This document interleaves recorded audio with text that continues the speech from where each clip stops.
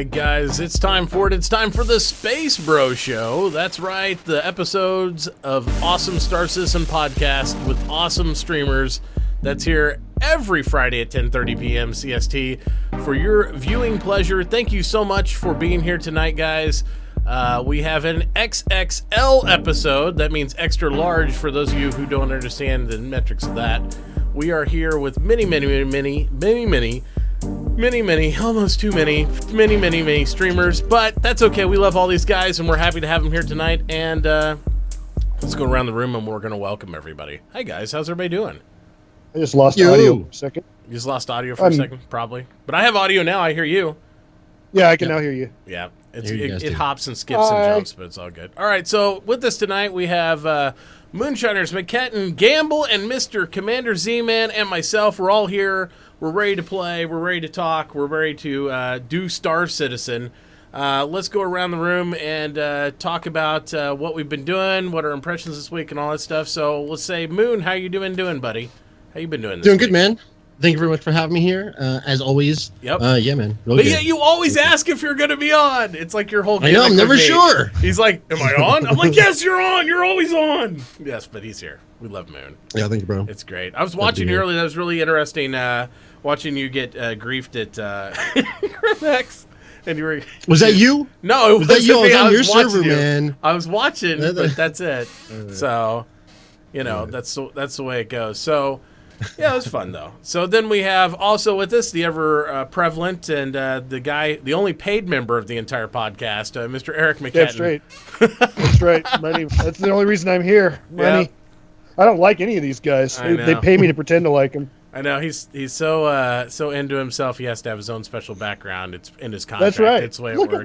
Look at my special background, though. That's from today's... let me get rid of my handsome face. I know some people are going to cry, but... I'll be back, trust me. But take a look at that background. That's from today's monthly report. That's freaking awesome. Yep. Like, I always wonder, like, one thing, like, the right side guy of the audience that is watching you. Mm-hmm. What the hell is that? That's Crow T Robot. He's the right side, the one on the right and the one on the left are robots. And the one in the middle is the human that built them, or in this case, actually, it's the human that came along after the human that built them. It's Mystery Science Theater 3000, man. You need to watch it. Best show to ever grace the television screen. I don't think he's old enough for that action. January. Oh, he's old enough for that action. Crappy movies look good. He's not from the United States, and it pretty much was only a United States thing. You had to have access to weird satellite channels in the 90s to watch it outside the U.S. Yeah, I never heard of it. But basically, what they and do he just is stamps it with that. Never heard of it. Whatever. And those three guys watch crappy science fiction movies and make fun of them. That's the premise behind the show. They're the original trolls. Hilarious. They basically sit there and troll movies, and that's all they did was stand there and do that. Actually, Patton Oswalt didn't say that about it. He said, if you look back on it, Mystery Science Theater is like the model for what became like YouTube commenting and Twitter and all that, where people just make fun of shit with one-liners. That's where it all started. So you can blame them for that crap. Right. That. Well, in addition to McKetton, already discussed in the theater and the higher dynamics of stuff, we have Mr. Sergeant Gamble with us tonight. How are you doing, sir? What's going on? I'm doing pretty good. Good. Yeah. Fine. Nice. Fine. Saw you on a special episode there of ATV. Yeah. That happened. Yeah, that was that's so good. Obviously in my most charming pose again. No, but that was really something else, man. It caught me by surprise, and I was actually at work when that happened. So Discord and like Twitter was just blowing up. It's like, what is going on? And I had to take a bath because I was in the middle of the play floor. So I had to take like a quick bathroom break just to see what was happening, and then it just occurred to me, is like, oh my God, I'm on ATV. Which was pretty ridiculous, yeah. Surprise. So you were at the toilet when you found out you're on ATP? Yeah. and it was actually like, I'm at the toilet now, so I might get busy as well. So, yeah, I actually sat down for that. And it was a good thing I sat down for it, because otherwise I might have just, if I was doing number one, things might have gotten, bad. Yep. And there goes my phone. Might have gotten. There you go. And he's not the only other first-timer for the Space Bro Show. We also have with us tonight Mr. Commander Z-Man's here with us tonight. How are you doing, Commander? I'm good. I'm just enjoying your guys' company. Like I said, I was like the third most attractive guy, and now I'm like the fourth because Sergeant Gamble's here. Oh, over there. Oh, he's showing me up. How's it going? Good. Z-Man, by the way, I saw that Z-Man got tweeted out by Thrustmaster today while he was streaming. Oh, wow. So showing off those dual sticks right up front, right there, must have helped out a bit. Yeah, Thrustmaster actually came by the stream this afternoon and quit poking me. And they love the green screens, baby. It's good. Yeah. So Thrustmaster actually came by and followed the stream today. So officially, Thrustmaster is a member of the Zulu group. So that's Nice. Sweet. pretty rad. That's really good. That's really good. Yeah, man. I'm It's always stoked. good I to was have- like, I had chills. I was like, oh my gosh, is this for real? I was like, Yeah. I felt like I was talking to Sergeant Gamble. Like Same Like that effect. kind of How is celebrity. that? How You're is in that awe the of his same? presence. You know? because I get all like girly, like, oh, Yeah. Sergeant Gamble. Oh, We wow. all do that. We all do The that. only thing I'm worried about right now is Gamble's so close to the sun right now that I'm afraid he might get another sunburn, much like he had earlier in the year. It's like he got him on the sunny side there. It's like the extra effects are amazing. Look at that. You can see the glimmer off of him. It's awesome. Look at that. It's great. Special effects only in the Space Pro that show. beautiful red beard and red hair, and it comes with a downside. I think You you're know, we making are, him turn more red, so we should probably get we the are actual quite content allergic of to the the sun. Yeah, That's you great. better be careful because McKenton might burst into flames here in the middle of the stream. Well, I've got, Because I've got a sun right behind me. Look Yeah. at that sucker. looks That thing like is a lot not- colder sun than where Gamble's at. Gamble's like in the beach It, type it sun, doesn't and matter, you're over man. there in I like get the. sunburned in overcast skies. If I walk outside, I'm like a freaking vampire if Yeah. it's daylight. Well, I definitely one of the policies of the show is I definitely try to spread the ginger around, so that way we can kind of be in all corners rather than try to centralize it because I think it would just cause a black hole to form. I think I'm the only one that has a soul on this stream, right? Pretty much. Maybe. The rest of us are all Maybe, ginger. but I don't know if it's safe by the end of it. We'll see what happens. All right, guys. Well, this week in development, we're still kind of hinting off of like everything we saw in the previous week and stuff. They had a really short ATV this week. It was really focused more on the characters and stuff. They gave us a little bit of teaser on a couple things, but there wasn't as much content, and we kind of expected this to happen at this stage of the game. Where they're nearing closer and closer to CitizenCon, they're kind of not on a media blackout, but they don't want to give too much because we really we'll take it and run with it. We're already like Well, piecing did apart. anybody else get the impression that there was more and they decided to cut it? The ending seemed Yeah. rushed. Yes. Like they decided to cut something, Well, maybe save it for next week, or maybe it's something they're I like, agree, no, we because- want to hold this for the reveal. Well, Chris talked about, Definitely. and we're going to hear more about 2.6 from Austin, right? So that's what he said in the episode. So I think maybe they started to dive into that, and they figured maybe that's something they need to spread out for Austin Yeah. studio and everything else. I guarantee none of the episodes are going to be longer than 20 minutes, probably leading all the way up to CitizenCon. But yeah, I really feel like that was something that was happening. So we. The big viral thing, I guess, is we got to really experience the new naked male model that Sean Tracy's a super fan of. Dude, I wasn't naked. I Just know, but saying. that's what he kept Sergeant saying. Gamble. I was like, I don't know. It's He- Sergeant Gamble. He Oh, modeled for it. Sergeant you Sergeant have the Gamble song goes by- naked. Do you have the song by any chance, Mitauchi, the one Wikipedia made? Oh, I actually did have that up. I don't think I have it up right now. We could probably pull it though. Yeah, he shared it. It's like nobody's gonna like this, and then 5 minutes later, Disco Lando's tweeting that it's playing on a loop in the Yeah. office. Yeah, that That's was awesome. pretty crazy. And then he's That's put it in the awesome. central welcoming room or whatever down there at the office and all that stuff. Yeah, But I do, much less them doing the slow pan up past the characters' assets and all that. It does look better. It does look a lot better than the previous model, but I don't know. It's just a slow week of information. I got excited when Chris Roberts mentioned the Caterpillar, and it does look good. I mean, it looks like the inside of it is really formed out. It's pretty nice. I just wish there was more information. I was kind of surprised they didn't have any art team or developer or anything on Reverse the Yeah. Verse today to talk about it. I Thing was- is, man, it's like it grows on you. The caterpillar grows on you because we were talking about that last night. Yeah. I was like, when it first came out on concept, it was like, oh, cool ship. But it was not something I was like, it's a cool ship, but I'm not going to get it. And now I'm like, my goodness, it's starting to look better and better and better. I'm doing the same thing. I'm like, I should have gotten that damn thing when it was on sale with LTI. God damn it. Yeah, exactly. Well, I was smart enough to actually get it when it was on LTI with the Dragonflies, I have to say. So I traded in my Connie for it. So I'm pretty stoked about when it's actually going to come out. That's a good trade, in my opinion. I think so, too. I mean, the Connies are, not to discount the Connie, but for the price point of going from like a $250 ship to like a $300 ship and getting 2 Dragonflies with it, all with LTI, I was like, yeah, I couldn't pass it up. That was too good.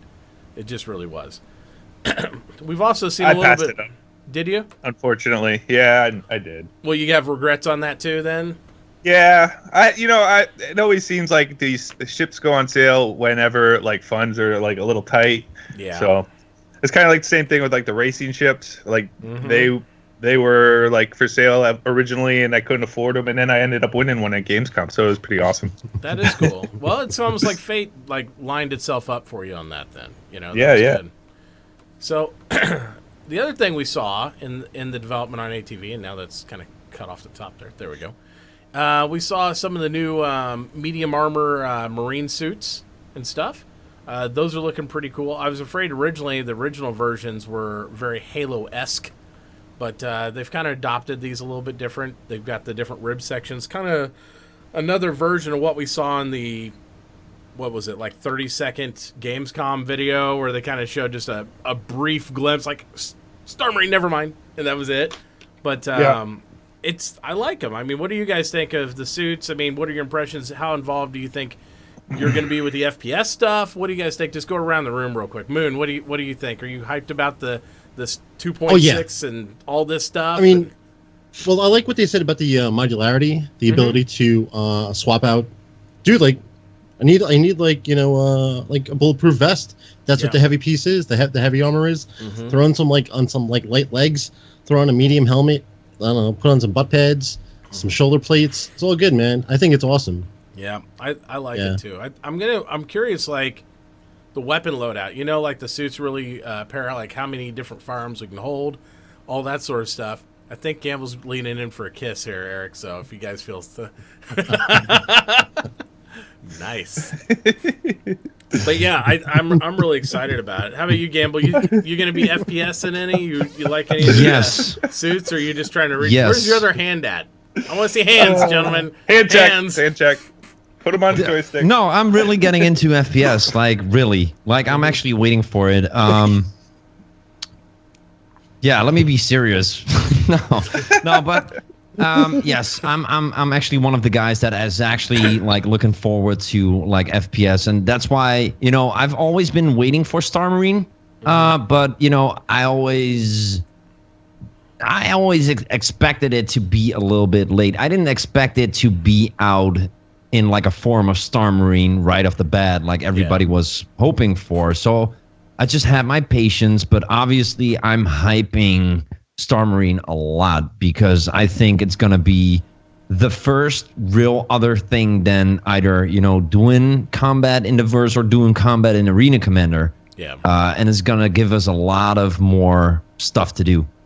Absolutely. For sure. And I think it's going to bring a whole new section of people into the game, obviously. For better or worse, some people are really like, oh my God, they're going to bring FPSers in this thing. And other people are like, it's just nice to have new people. But I think it's really going to do that, and I think you're right. I think it's going to be really exciting. Now, Eric, well, everybody's kind of afraid of like Call of Duty players coming in, and it's going to be. I don't know where they get that. Call of Duty guys.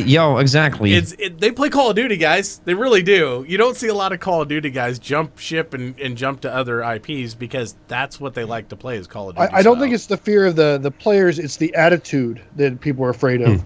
We have. By and large, we have a fairly mature in terms of attitude community. There's the few people out there that like to quote memes when they're attacking people, but by and large, we don't have that overall attitude. But that attitude permeates most of the first-person shooter community, and that's what they're afraid of, is that attitude is going to come in and, I guess, going to dumb down the overall gameplay experience. Because, until we have an ignore function, we have to deal with it. If somebody's talking like that, acting like that, we have no way to ignore them and just shut them up right now. Yeah.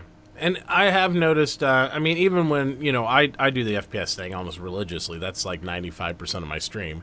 I go in Korea, sit there, and defend Korea against people trying to hack or anything like that. If it's a new player and they ask me they want to reduce their crime stat in comms nicely, I let them do it. But most guys come in there, they hack the thing, I shoot them, and then they start screaming in chat about, like, why'd you shoot me, bro? I'm like, dude, you don't realize it creates... Let the salt flow. Well, it creates an actual mission for me to kill you. It really does. Yeah. It says, stop the hack, and you're staying from the hack. I'm going to shoot you. It's like part of the game. It's not a troll. It's not anything like that. It's not like the guy's going to Grim Hex and just pooping all over everybody the entire time. It's a whole different ball game. So, but the only thing that people, go ahead. Sorry. I was just gonna say, Eric, I know you're not really into the FPS aspect of the game or anything like that. We've talked about that before.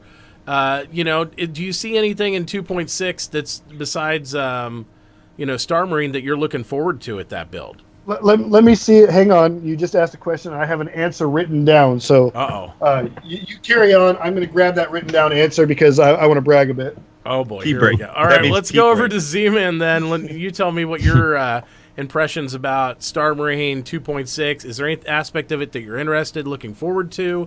I think Star Marine's going to be awesome, dude. I think it is. Me personally, I am maybe adequate at FPS, and most of the people who watch me know, like, I mostly concentrate on flying stuff. I do enjoy playing FPS stuff. What is this that you're putting on the screen, Eric?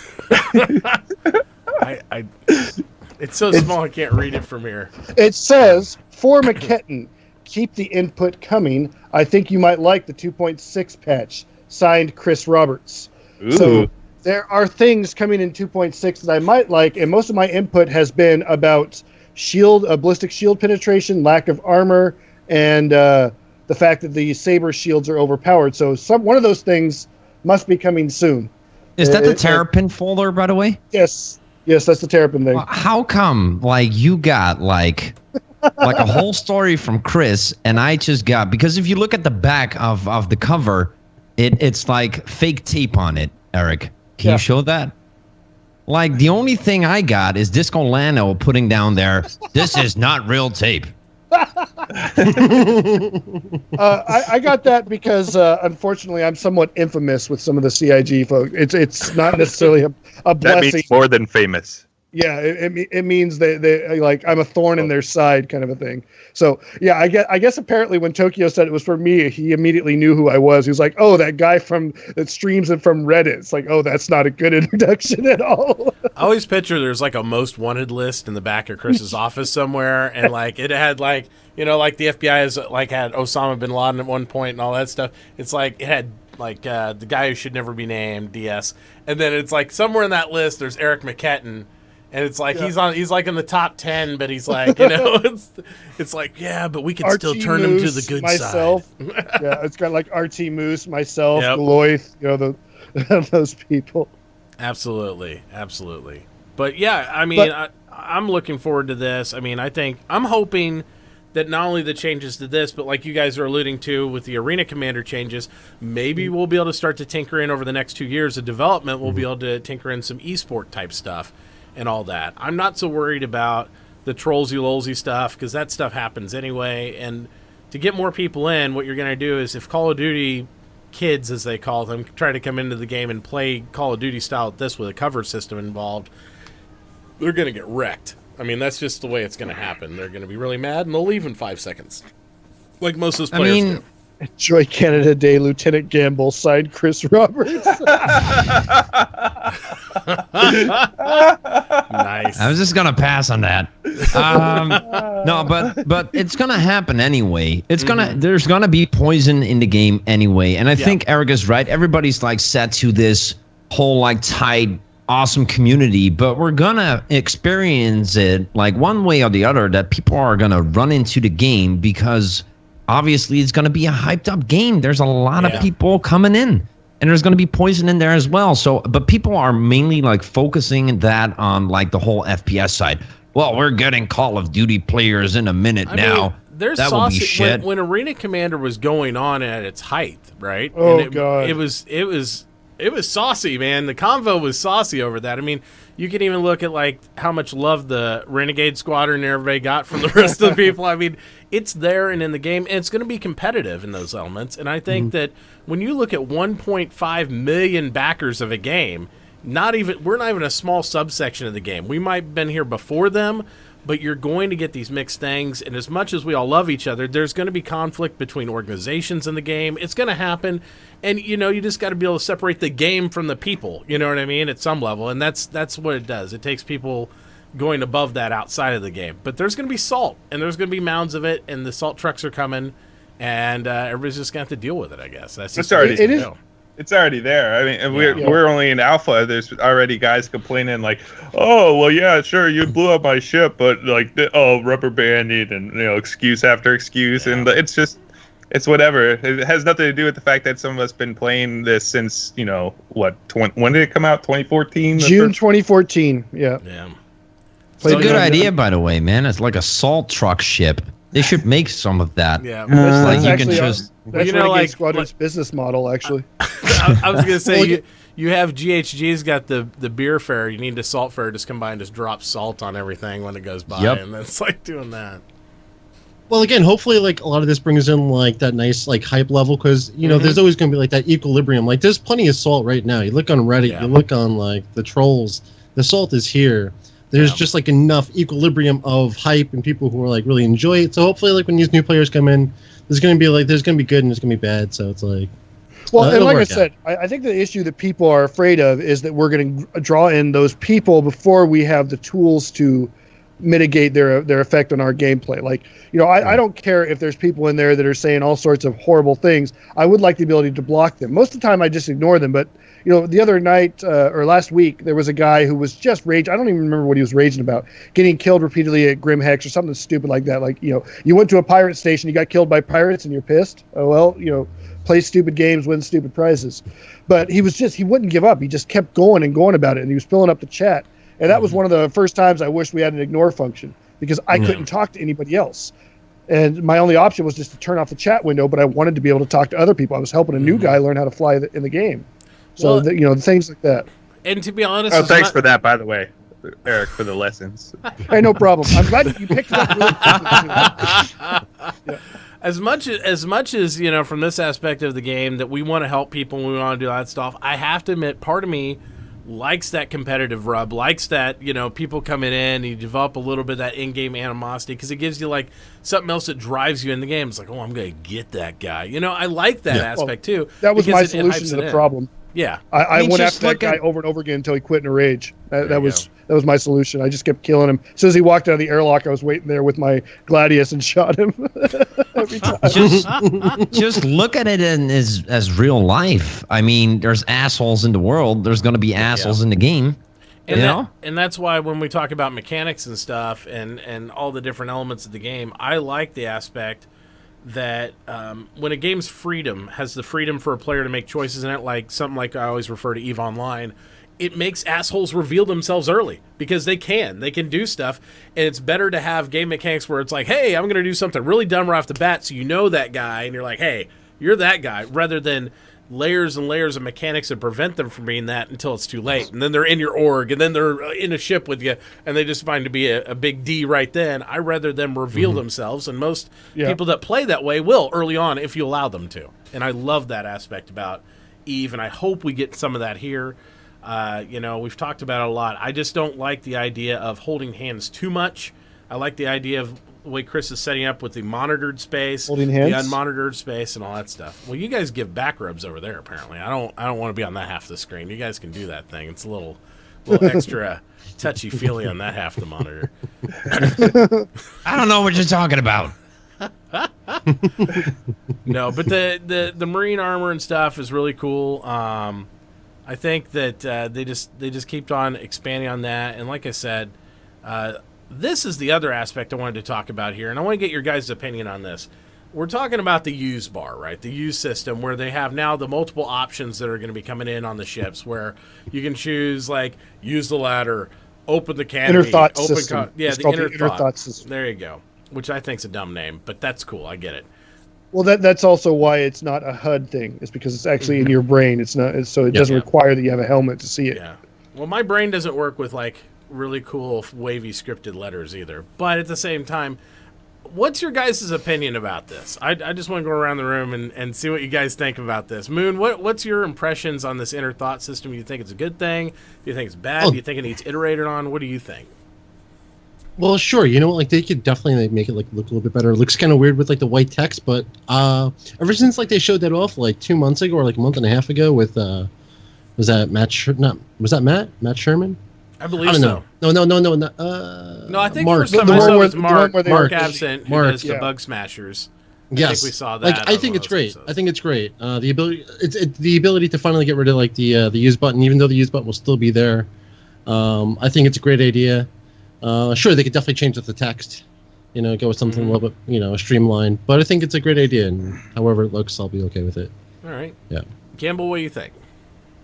I mean, it's going to depend on how it's going to work if you're doing fast-paced stuff as well. That's my like point. having a yeah, exactly. It's having that second layer of interactions. Like, all right, I want to do this, but then I have to click a button first, and then select one of I don't know how many options, and maybe after that there's going to be sub actions to that as well. So I'm just waiting to see how that will develop, more or less. Well, they said on Reverse the Verse today that there will be a default action. It sounded like the way they were phrasing it, you could actually assign what your default action is going to be. So, like, if I walked up to the Super Hornet, my default action could be climb in fast when I press the F key. That could be whatever the default is. As long as that works for me, they'll be okay. But I'll tell you what, knowing my luck, there'll be so many times I run up this and get my ass shot off, and it'll be close ladder. I'll hit close ladder to be like, look at it as I die. It's just gonna happen. I just had that bad feeling about the system, but yeah, I don't know. So Eric, obviously you think it's a good thing, bad thing? What do you think? I like it, and I like where they're going with it. The thing is we all fall into this trap because it's all we've had to do so far. Is we think about it in the context of one thing, and that's combat, because that's all we've had to do so far.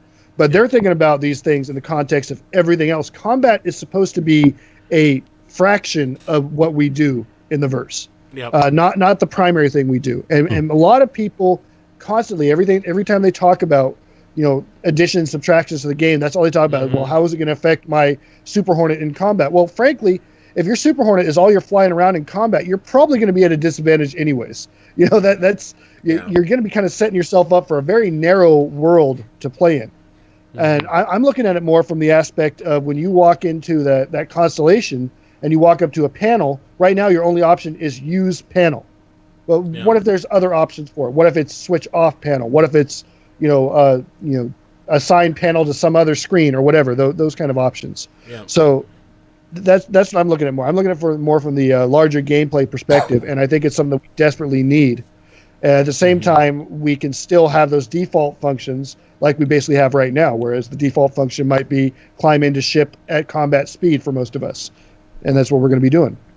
Yeah, that's a great point because, I mean, and you're right, especially if you're in a monitored space zone. You're flying around, you're trying to do missions and stuff. You're just starting out in the verse after launch.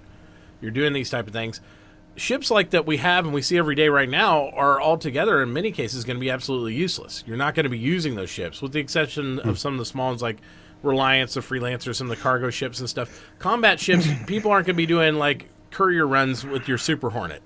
It's just doesn't make sense. But, that's one of the most prevalent ships you see in the game at this moment because all there is combat to do. So that's a great point, Eric. That's really good. Well, and I also look at it from my favorite ship and my most hated ship to interact with, and that's the Beta, the Mustang Beta. Yeah. I climb into that thing. I hit the use command where I think I need to hit it, where I've hit it every time. Yeah. And instead of going into the cockpit, I go into the back. Or instead of going to the cockpit, I climb in the fucking toilet, which the use command isn't even near the damn toilet. Like, how did I get there? Yep. Now with this thing, I climb in there and I get a pop-up that says, go into the cockpit seat, go into the back, climb down the ladder, The Cutlass, I have the same experience on. Doesn't matter which button I'm looking at, I end up somewhere else that I want to be. I'm either in the turret, I just want to go to the cockpit, or I open the door in the bottom of it. And I'm like, no, I just want to go fly the damn Cutlass. That's all I want to do. And I know it's that top right button, but you won't let me push it. It's just bad. Anyway, but Steven, what your impressions, anything expand on this system, the inner thought system? You pretty much covered it. As long as there's a default action, I know my default action is probably going to just be what it is now. Like, get in, sit down, and close the damn thing. Yeah. But, yeah, it would be nice if they added, like, lock ship, because, you know, I just had my 350R almost stolen from me at Korea. Who did? Oh, Mitauchi. That's right. You did that. And so it'd be nice if you could lock your ship. But yeah, I think that I like it. It's definitely at its incipient stages, but it'd be cool. Yeah, I'm more excited about it for the aspects we haven't seen yet, right? Because we're seeing it on the fighters, and you guys are right. We're seeing it in a combat aspect. I think I see it as an internal panel thing. Even on freelancers or vanguards and stuff, different systems that you can operate, different options you have in there, I'll like it a lot, especially when I'm trying to get in that damn cockpit of the Cutlass. So, whatever. In my defense on stealing ships, I normally at Korea don't steal anything. I just get in the seat and I self-destruct them. You didn't get too far, though, did you? No, I never do. I never get too far. I saw you climb. You climbed in right in front of me. I climbed back in and I shot you. So. Yep, that's usually the way that goes. It's one way. It's pretty fun. It's pretty fun. I self-destroy everything, and that's usually I destroy it because ship limits. Right? We don't want to have ships sitting around. And if I kill a guy, his ship sits there for like 5-10 minutes. Right. That's the way it goes. Boy, I'm just trying to come in and get some rum, leave again. I got no ship to get in. I'm just trying to commit to my aspect of the universe and clean it up a little bit. You know, I'm like a valet of Korea. Yeah, we'll just go that way. That's what I saw. Eric McKetton crying earlier because people were leaving ships littering the Starfield, and he's standing on a mountainside crying. That's right. Yep. Yep. Another aspect that we saw in ATV, they're getting ready to change I think it's the Aquila, right? The nose of the Aquila. They're implementing the new rounded nose, which is cool because they've talked about that for a while. So I think it's ugly as sin. Do you? Yeah, I don't know why. I just think it's ugly. I think it doesn't have less bars in it though. It looks good, man. I think it looks better. Visual? I mean, right here, it looks better than the other ones to me personally. I like the rounded front. Eric, why do you dislike it? I don't know. There's something about it that just doesn't sit right with me. It's the same reason why I don't like the Saber. Like the physical aspects of the Saber, I don't like, and I can't tell you why. There's something about it that I think is ugly. Okay. And the same thing with that just doesn't. It doesn't look like it fits with the Connie design. Maybe if they designed the whole thing around that, like redesigned the whole thing, maybe. But everything else is still kind of blocky and angular, and then you got this rounded front, and it doesn't work for me. I think it's gonna be cool as hell to stand on that glass and be surrounded by space, man. Personally, I try and do it now with the Constellation, and you got like dock and stuff, and I think it's gonna be cool. I don't know. Yeah. Oh yeah, don't get me wrong. I plan on getting naked and standing in front of somebody's view right there in the middle of the window, Of and course you putting some pressed hams up against the butt cheeks front on of the window windshield there.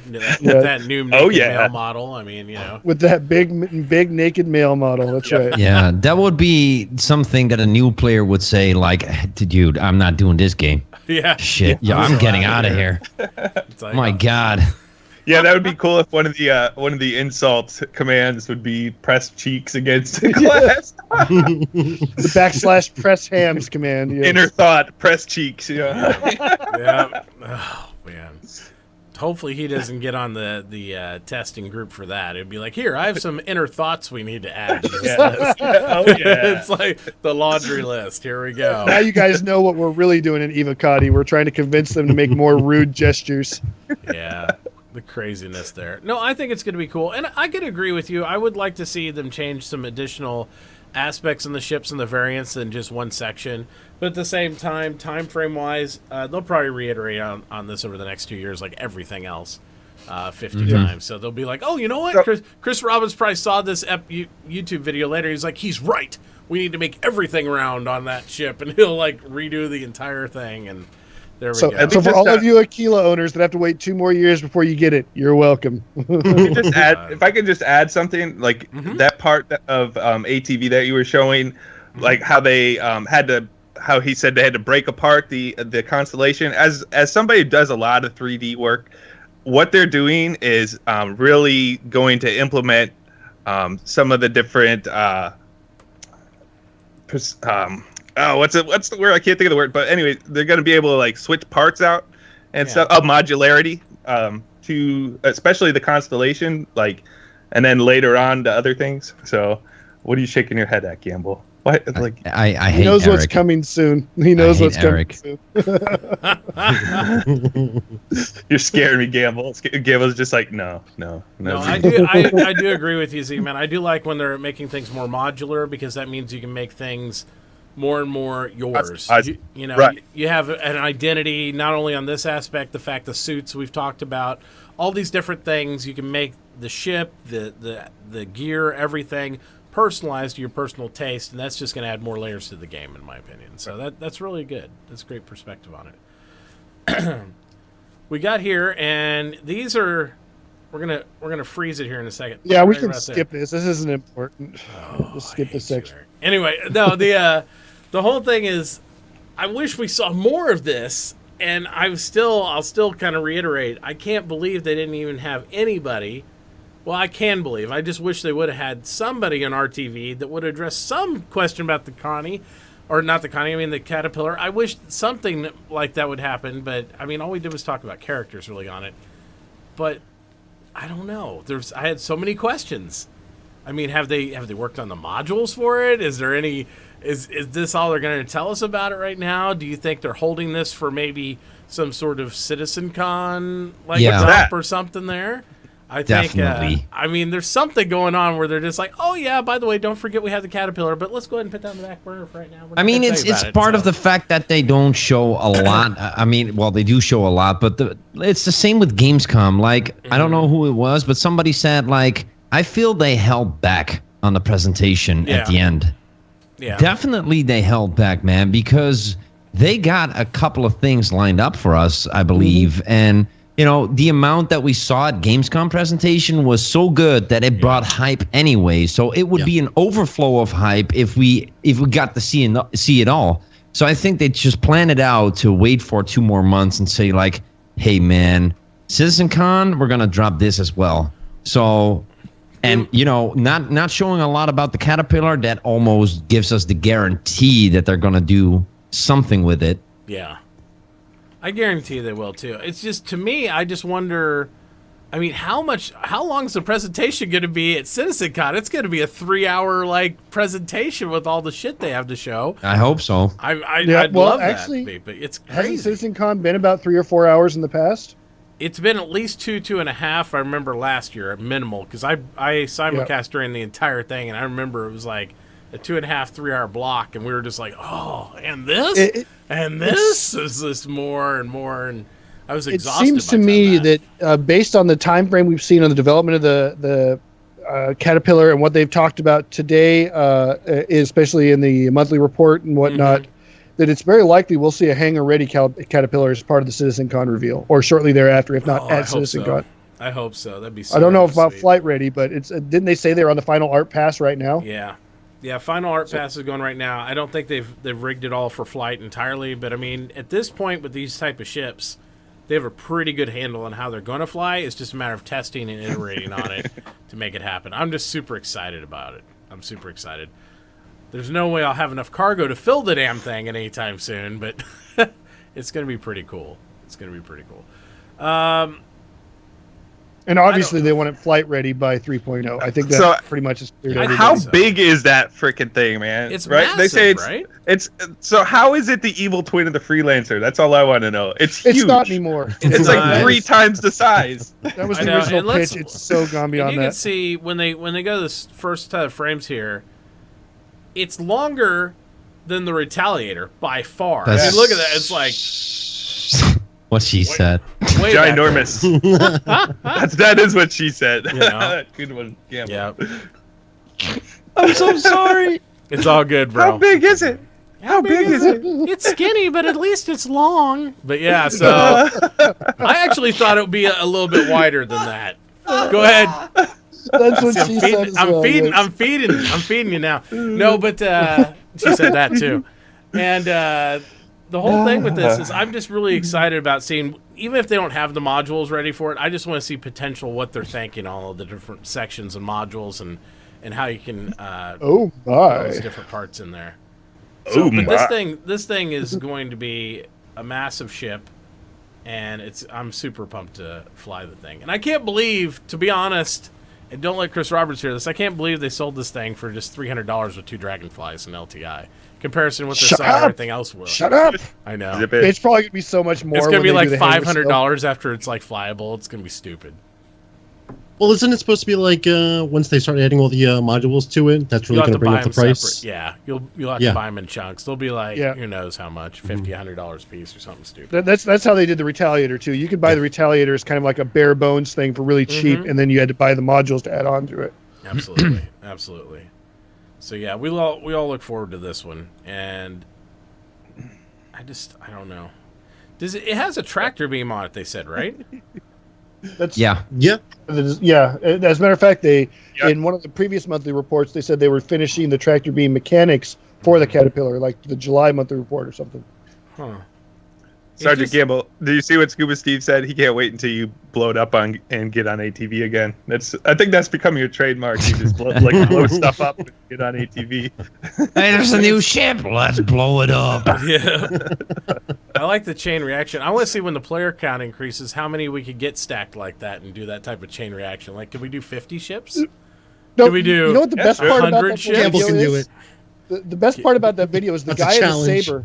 He was Yeah. talking on Reddit. He had no idea what was going on. He thought people were lining up for a screenshot, so he pulled the saber up the last second for the screenshot. Oh, it's a screenshot, all right. He's just like, "Oh, look at all the ships lining up. I'll bring mine in too." And then he got blown up as soon as he got there. Oh, that's great. And then the Argo just flies off. They're like, "I'm out of here." Yep. Never mind. No, That's why I say oftentimes people who complain about there not being content obviously don't watch Sergeant Gamble derp things. It's pretty fun. So, there's always something. You find something to do. You know. Now this it's section a blast. over here, do. this is the command module, right? Yeah. They're showing there. That one side aspect. It looks smaller to me than what they originally did. It's still pretty sexy, man. I don't. Oh yeah, like, it is. I'm just like, I think I remember it being a little bit wider than that. I like or something. the ruggedness of like. It's obviously it's a Drake ship, so Yeah. I like how Mitauchi's trying to come up with ways to describe things that won't set Gamble off anymore. He's like, I know. remember. Well, there's being, no way. I I mean, look here we go. Look how ribbed that is. It's so ribbed all the way from nose to her back. pleasure. No. I'm not going to do it. I'm And just it going to sit looks here. like it could hold at least 3 people. Yeah. Yeah. I just leave it You hanging just in the broke air the- for him too. It's broke- great. Okay. So no, it's good. I love it. It's so good. And then we got to go over here to. Oh, where do we see it? No, we don't want that. We don't want any of that. We don't want any of that. Racy.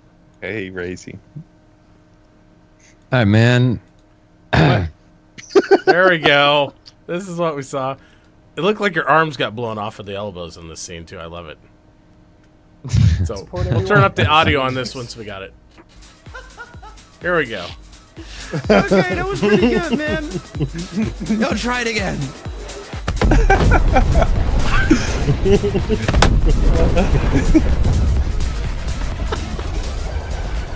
Signature dance moves. Oh yeah, baby. No, that's not the best dance moves though. The No. best ones were the ones that were rediscovered tonight. That was pretty good. I don't know what you're talking about. Oh, don't worry. Mitachi's got the link. He'll show everybody. Yep, it'll You have to happen. turn the audio up on that one too. Oh, God.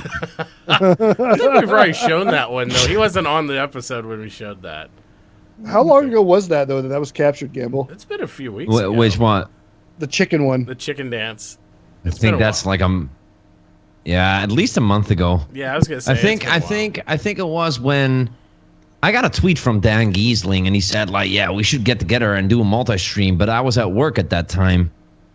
So he started the stream and then obviously I got home, was like, yeah, we can do this, and he was already streaming, got a whole squad going. It's like, I can't get into your server, get into a new server. I told him, it's like, no, you're late. It's like, okay, I see how it is. And then I just like did the whole chicken thing to Dan Giesling. It's like he's afraid going toe to toe with me in a server. It's crazy. Let's See if So I can find. how does that go again? Hang on. Oh no, his chicken dance is even better. Let's see if I can find it for you. Oh God. Sergeant Gamble's got to do chicken dance at Citizen Con. First I don't know. I think we're pretty on schedule on this one, right, Mitachi? It's like, do we have time? I don't think so. I don't think so. We gotta move on to the next subject. We'll see how long the Q&A lasts. We might have a Here viewer you go. request Here you go. out there. It's right there, Sergeant Gamble, in chat. I turn to left. That one right there. If Mitauchi wants to use it, if Z-Man wants to watch it. Best part is it's almost a perfect loop. You can just watch it over and over again. We'll save that one. Let's see here. No, you don't have to save that one. It's all right. It's all right. I like watching people's reactions Oh, when that's they watch great. it. Oh my God. God. We'll bring that one down. Oh shit. Let's see here. I don't ever be framed up for this one, but we can just blow this one up full screen. We got it. Oh God. We got There it. you go. Right Yeah, here. just We put it got on full right here. screen. We'll Turn go the full volume up. screen. There you go. We'll get the volume all the way up. We'll check it out. There we go. Yeah, but what the hell are you doing, man? Oh man.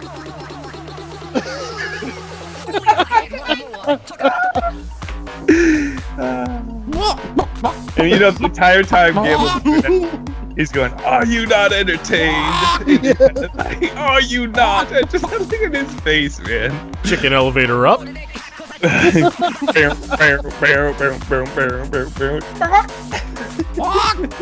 I got a new screensaver now, good boys. Oh, my God. There's my Yeah, screensaver. We'll keep it going. All right, guys. So, if you guys want to retweet this image out, take that link, and we're gonna call it Techno Chicken, and it will be for life now. For life. For life. It's so good. It's great. It's so good. But no, we love you, Gamble, man. You put on some of the best clips. I mean, this is why you get all the love from the community. We know you're willing to sacrifice your mind, your body, and your soul, and it's beautiful, and we love it. Thank you. It's amazing. Hey man, listen. I try to have a lot of content in my stream. Mm-hmm. And You have fun, and that's why we love watching you. I hate all of you right now. We love you, bro, man. We love you for real. It's so good. So anyway, we'll get back on track. We've roasted Gamble enough. You know, he's like, I'm never fucking come on this show again. This is the end of this shit. So we talked about they call this the death mask on these ships. I thought it was really interesting, actually. The presentation was pretty short on it, but they were talking about how the states of the ships when they destroy them, how they do the tech rigging on them and those sort of assets. And I was like, that's really interesting how they figure out how to break things apart. And the aspect I want to talk about this is something that surprised me. They're talking about this, at least internally at CIG, on how to implement this type of technology on people in the game. Yeah.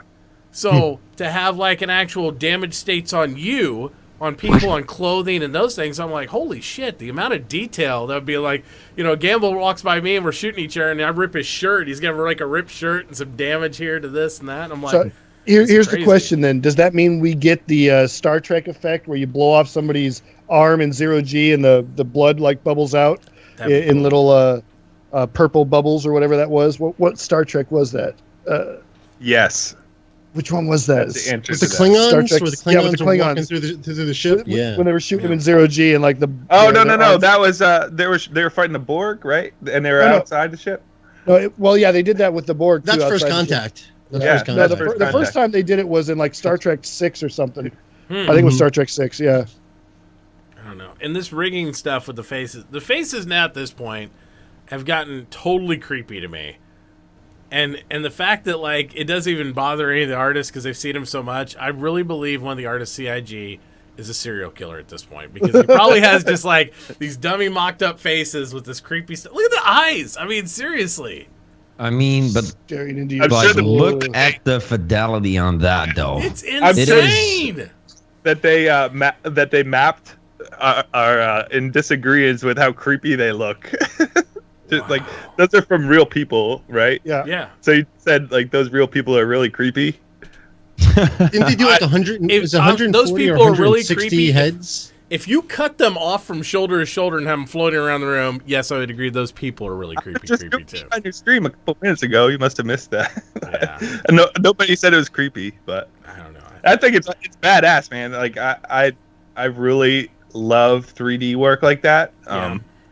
It's amazing to me. It's like, and like Gamble said, they have the fidelity, man. It's What I find interesting though is it's like they completely skip the uncanny valley. You know, those look so realistic. They don't have that uncanny valley feeling that you know we always get warned about when we start doing realistic models.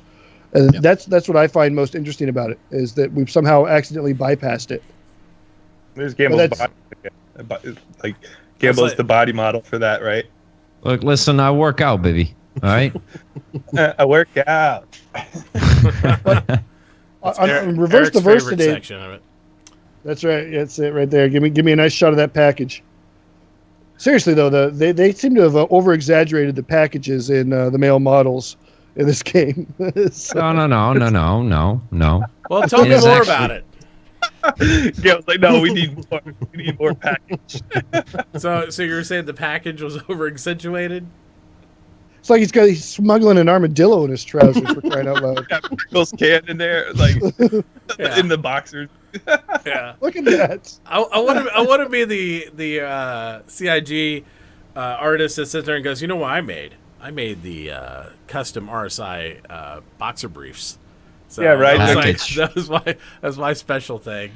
It's gonna be on their resume. The next place they go to model for. What did you do? Well, I did all the packages on CIG. Yeah, Well, package we've always reassessment. Yeah. We've joked around about this before, but you know, CR with his focus on fidelity, you can just imagine him going, no, no. Bigger. That cock is not well defined enough. I want a better defined cock Yeah. on that guy right there. Needs to be I mean, perfect. but you know, on the other hand, you know, imagine yourself being that, you know, that designer that's actually like, every time he goes to work, it's like, I'm gonna work on this bump again. And Chris Roberts isn't going to be happy with it, and until we do it, Could you imagine that sitting there like in a staff meeting room and just looking at that big bump? It's like Chris, like, no, this is not good enough. This is not. Get back to work. This is not good enough. yep. I'm gonna save this as an emote for like, because football started around here, and this is gonna be my phone emote for every time we get a touchdown. Kansas City Chiefs. It's like this gamble, like the full V. I love it. It's amaze balls. I can't believe how backwards Sergeant Gamble's elbows bend. Look at that. I can't. is I creepy. can't do. Listen, I can really fucking bend my elbows like the other way, Yep. like at least a good. You do that with your fingers, but your elbows, man, Jesus. No, mine. No, but it was part of the hype as well. You do Yeah. a strange thing when you're hyped. Yep. Yeah. That's just those Canadian genes right there. They're a little weird. Yep. No, both my I think- wife and daughter have that too. Their elbows actually go backwards like that, and it's really weird because they'll be sitting there talking to you, and they're just like twisting their arms. I'm like, what the are you doing to yourself? And it's Stop just it. they're just naturally that's how they're built, and I'm like, whatever, weirdos. Anyway, I was going to say on the subject of the models, though, one of the things that was said in RTV today is that they're doing the texturing for the models for the characters very much differently than anybody else I've heard of doing it, and that's that they you know, Z-Man might understand this better because he works in 3D modeling. From what I gather, they layer shaders on top of each other to simulate the blood and all sorts of things that normally would be under the skin. Instead of just painting it on a texture, they layer it in a way that gives it that realistic Depth, yeah. real life look. yeah, That's a lot of render time too, man. Well, in the Yeah. in the skin tone comparison from the old model to the new, I mean, I would have never noticed because they said, well, you know, the old one looked waxy and mannequin. I'm like, I didn't think so. But when they showed the new versus the old, I'm like, oh yeah, you see that. It looks such high fidelity. It's amazing. So I can only imagine what the wounds will look like or anything else. I mean, because we're going to have medical, we're going to have all that stuff. It's going to be really, the detail on that's probably going to be so high fidelity, it's going to gross some people out because it looks real. It looks really, really, truly real. It's pretty crazy, and I'm super excited about it. So it's going to be, the fidelity of the game is going to be amazing. I wish they gave us a little bit more in the episode, but you know, when you chop through it, it is still a lot. It is still a lot of good stuff in there. I mean, it's like if you looked at the ship damage states, like Yeah. compare that to the fact that Chris probably wants the same amount of fidelity and detail on like actual wounding and stuff as well. So imagine how many states they still have to go through to get that all done. Yeah. Yep. Yep. And same thing with like the marine armor suits. You know, they asked in RTE today. I mean, I think they look amazing for what we saw in ATV. And they asked what version are they on the armor suits. And they're like, oh, those are version 1. I'm like, and on the helmets and heads, they're on version like 3 or 4. I'm like, holy shit! I mean, where's it going to go to with this? I mean, you're going to like get armor damage, and your armor's actually going to have like bullet holes permanently in it for all time until you get them repaired or something. I'm like, that's going to be crazy. Just the amount of fidelity they put into that. So just to put things in perspective, how much has Star Citizen earned now? What are we up to? Like 123, I think. 23? Yeah, okay, 123 million. They're doing like special effects shots that are like better than movie quality. Some of them. They are absolutely. And for that kind of a budget, 123 million is really not a lot, and we are getting a lot for what has been invested. It's really absolutely incredible to me.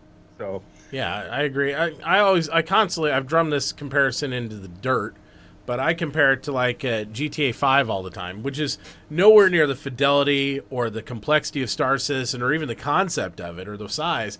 GTA 5 cost $250 million to make with advertising, and we're not even halfway there yet. And this game it's just absolutely... GTA 5 is one of those games that was fun, but you pick it up and you put it down, right? I mean, it's not something you even see yourself playing for like a year solid. You pick it up, you put it down, you play with friends in small instances, and then you have people that were pointing the finger even all last year at Star Citizen going, "Where are you doing all this money?" I'm like, all this money? There's like, they've hardly dropped in the bucket compared to big name companies that throw this much money away on games. They'll drop $200 million on a game and be like, well, that didn't work, fuck it. And I'm like, you guys are crazy. And it's not even your money that is being spent. It's our money. So, See Star Wars Battlefront. Yeah. Oh, my God. Don't get me started. No, but you still got to like realize there's actually over 350 people now working on the project. Yeah, absolutely. Yeah. And there's some of the best artists in the industry, right? We got top-end guys who have made engines that have lasted for decades, right? And like there's engines being created today that came to the fidelity of the engines they created 10 years ago. And that's crazy. You know, so I mean, we have some of the top guys, and it takes money to retain those people, and a lot of those people have taken men, and they've taken and they've taken pay cuts. A lot of these guys they could get paid more somewhere else, and they really want to be a part of this project, so they've taken less money from CIG to be on this team, and that's it's really awesome that they believe in this project that degree and they want to be a part of something that's revolutionary. Supposedly CIG is somewhat notorious in the industry for paying wages that are less than average. I don't know if that's true. That's just one of the rumors that goes around. But if that is true, that tells you something about the people working for them, because like most of them could get better paying jobs. They want to work on this. Absolutely. Absolutely. Well, guys, you imagine you'd have to be very frugal to do anything right now. You have to, this is... a startup. There's no like large production company behind them. They really do have to do that. Where the back end, after it's like complete, and once like this goes on sale, like we're talking like, oh, this is great. We have 1.5 million backers. Like when this is like released and this is done, this is gonna make like buku dollars. It's gonna be a huge game, man. Just in copy sales, I can't imagine how much it's gonna make beyond that. I mean, because there's gonna be a whole audience, like you guys were saying before the show. It was surprising, like Eric was saying at PAX, how many people don't even know about Star Citizen still, even within the stream community. And space games are hot right now with streamers, and they still don't know anything about this game. Even though it's grown to its size. It is amazing because of how much it is in gaming news and whatnot. It's talked about, but you bring it up to somebody, and like I said, these are people ranging from hardware manufacturers to big name streamers, and they're like, "What's that?" Say, "Well, it's Chris Roberts' new game." Chris Roberts is making games again? Holy shit! Tell me about it. That was always the response. Then you pull up a video on your phone and just show them, on your crappy phone video, and they're like, "How do I back this? How do I buy this?" That was always the response. It's really cool. That's so cool that's even happening today, because I think a lot of us, once we're in and involved with the game, I haven't even been as involved just the last 2 years. Some of you guys are a lot more involved with the game even before that. It's amazing that people still every day are finding out about this. I get people in my stream, and I know you guys do too. They're like, "I just found out about this.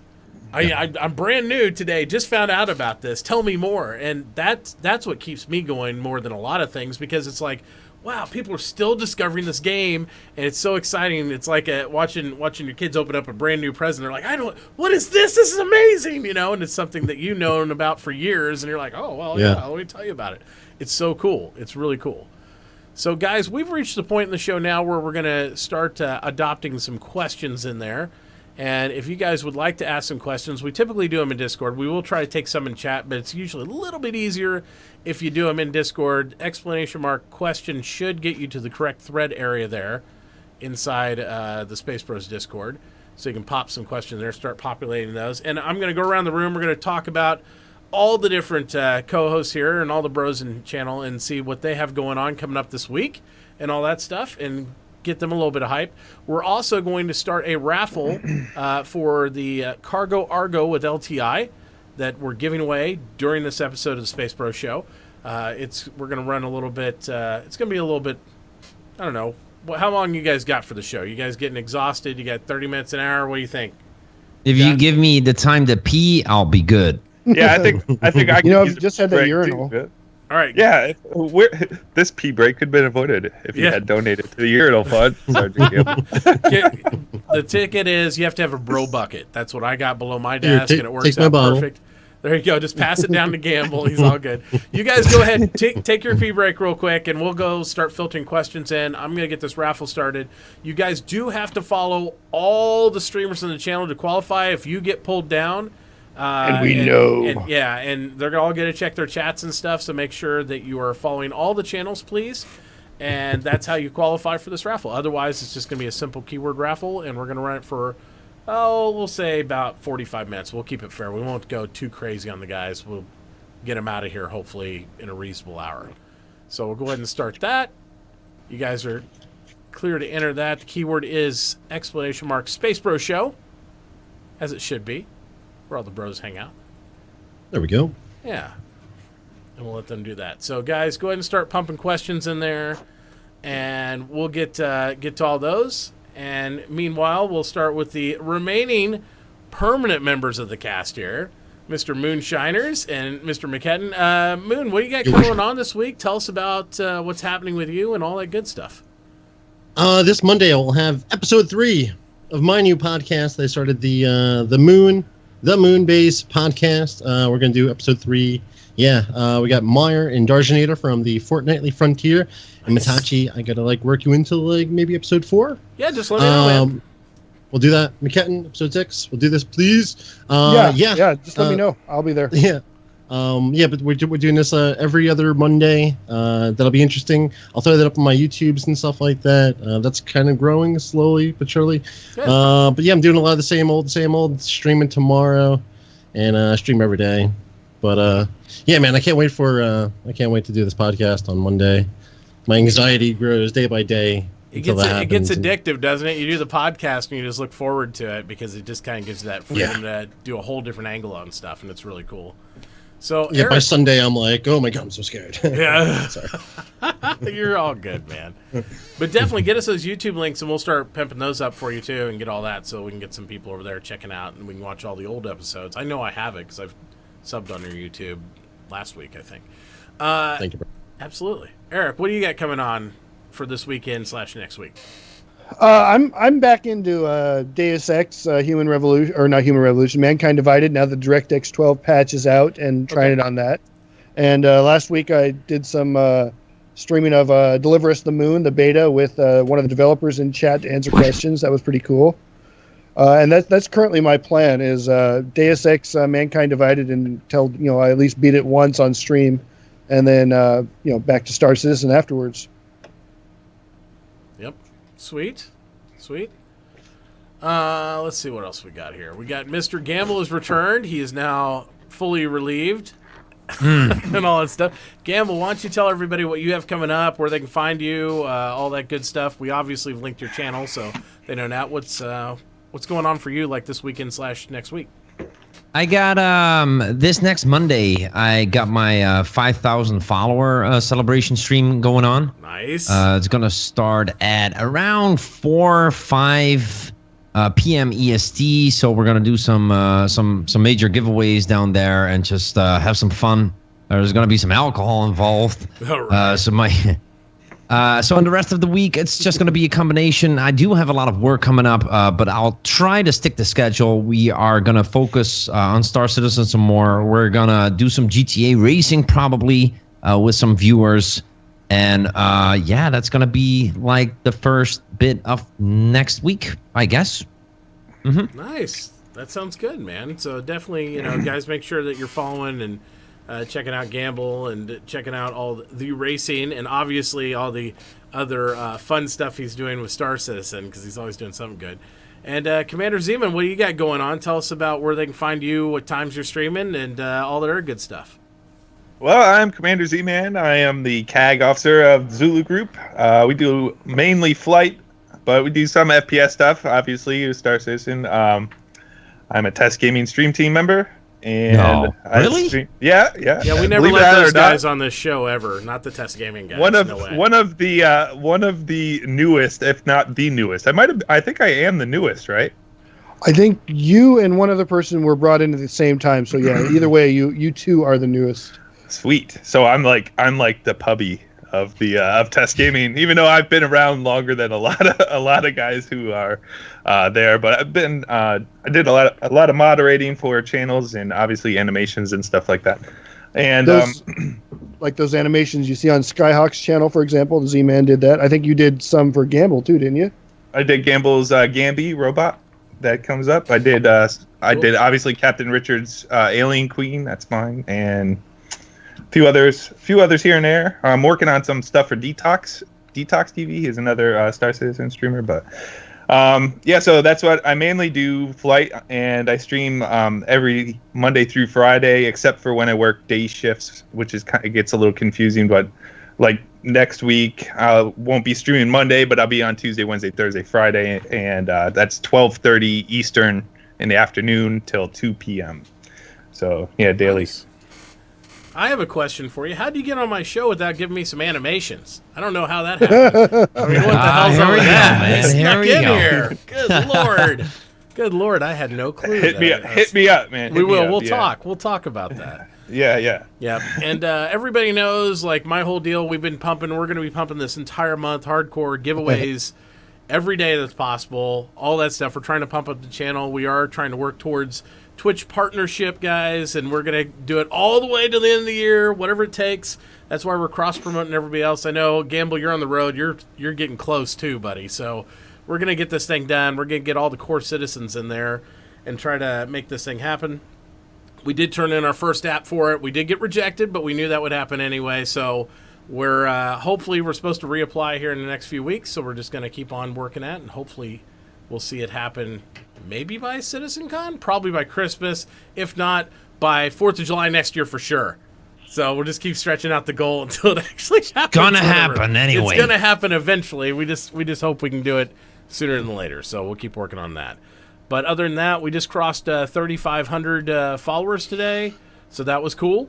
We are working our way up the thing. We've more than doubled the amount of viewers. We have quadrupled the number of subscribers within 2 weeks.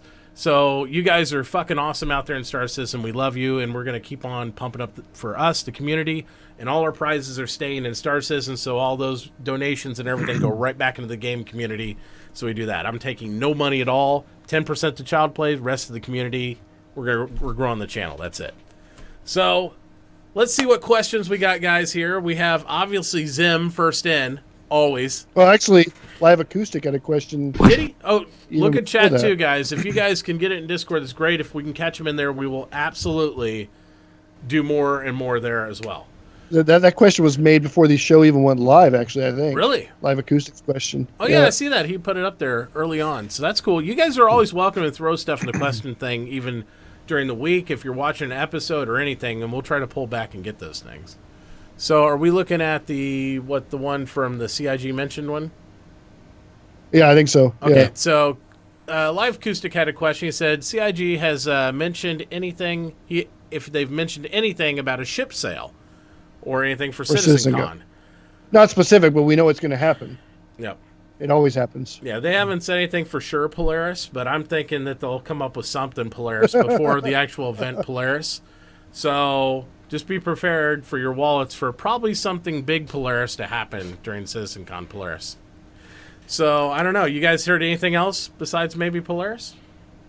I mean, I'm still kind of hoping that they surprise release the Caterpillar right there, man. I think I'm thinking that's going to happen too. Yep. That'd be awesome. And if it's hangar ready, there'll be a hangar ready sale. It'd just be a There's mic drop. usually Chris Roberts comes out and says, "Oh, by the way, Caterpillar ready, flight ready, go, boom." He won't say Is that like Caterpillar hangar ready, gonna flight fit in a hangar? Honestly, I mean, the thing is huge.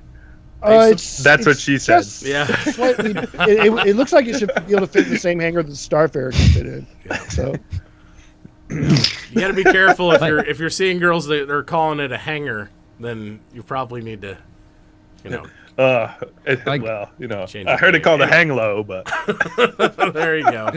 There you go. Hey, can I put in a question? Do I need to sign up for that as well, or can I No, just dude, ask it? You go for it. Go for it. All right, so we were talking about like the stretch goals and stuff, and Yeah, the like the 123 million that we got so far, and it actually got me wondering, like in combination with the fact that we're actually going forward and we're getting close to the release of 3.0. Everything right now is warfare based. You guys agree with me on that? So. Yes. What do you guys think? Because I have a feeling that still a lot of guys bought like warfare-based ships to get into Star Citizen and enjoy it like the best they can right now. right. So if 3.0 comes, and it does come soon, what do you guys think the effect will be on sales? Because I still think that a lot of people don't actually have a lot of stuff that is actually like more focused on cargo or like another profession. So what are you guys' feelings about that? It's really we're going to all be waiting to interesting. see who's gonna go first. It's really going to be interesting for somebody like me, because I have those ships, but none of them are even remotely in game yet. So and your loaner ships for those ones are like the Hornet. It's like, so what am I supposed to do in this situation? Because I think my loaner ship for my Carrack is the Constellation, which I guess is sort of a cargo ship, but I mean not really. It doesn't hold that much. And loaner ship for the Terrapin is a Super Hornet. The loaner, all these odd loaners that are basically combat ships. I wonder if they're going to change the loaner ships when 3.0 comes out to ones that are more reflective of the roles of the other ships that they have. That's a great point. I bet you'll see more free flies for the non-combat role ships that we do have. And Like I bet the Freelancer and stuff? And I bet the sales for the Freelancer, I was going to say, are probably going to go through the effing roof. Because the people that don't already have them, that is right now, for flyable ships, the ultimate cargo ship. Everybody could say, the Connie, this and that. But for $100, I mean, can you really go wrong with a Freelancer? I mean, it's $110 for the base level Freelancer. I mean, everything else that would be more cargo capacity than that is $200, $250 or more. And that's if you can even find it. So we'll see. Okay, so I got... there. What do we? There's actually like a deeper layer. Go. We're gonna go deeper on this Inception. Yes, That's what she said. but there's actually like two sub questions I got for that. Okay. One, will they drive up the prices for the ships even more when 3.0 drops? Oh, sure. And second, do you guys think there's actually like a marketing, factor in the fact that we've been seeing a lot of warfare-based ships coming out for the last year, that they were working on that? So like, how do we get the sales up in the best way? Because if we're going to drop more concept ships or concept sales on stuff that is actually not playable right now, would that have any effect? Or are we just going to hold off to it, set the priority on warfare-based ships, and then when the mechanics are actually implemented, then focus on bringing out more cargo-based ships and mining ships and whatever profession comes next? Yeah. I think everything has to do with Squadron 42. Ultimately, right. I mean, you're going to have a lot of combat ships initially because they need them. They need the assets for Squadron 42. So eventually, like as things progress more and more, like the more jobs that are available in the verse, the more variety of types of ships you will see. Yeah, I think you're right though too, Gamble. I think not only, I mean, they've been reiterating about the Squadron 42. They had to get those ships done first. That's the first IP coming out for the entire, Star Citizen universe. But I also agree that I think you have to release ships that are playable or potentially playable first, right? Because we don't want whole E's if you can't do anything with them. It's like, oh, that's amazing, but we can't do anything with it.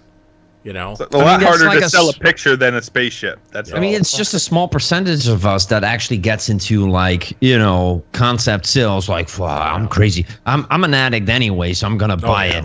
But we also have that way larger percentage of people that are actually like holding off to actually get something until they can play that certain aspect of the game.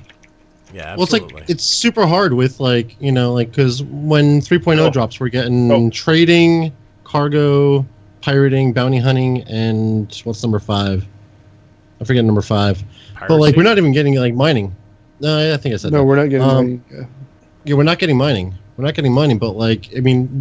It's so hard for people to purchase a ship like a prospector with it, with the looming idea. Eventually it's coming, but it's you don't have it yet. So do I trade? Do I trade a ship? Do I CCU upgrade? What do I do with a prospector? Do I buy it now? Do I earn it in game?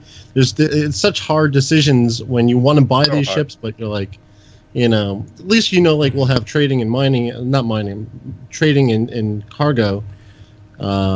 So that's gonna be the moneymaker. And they got to start there, right? They can't do the pinky wiggle again, Moonshiners. Number 5. I don't know what number 5 is. I forget. Red ram. But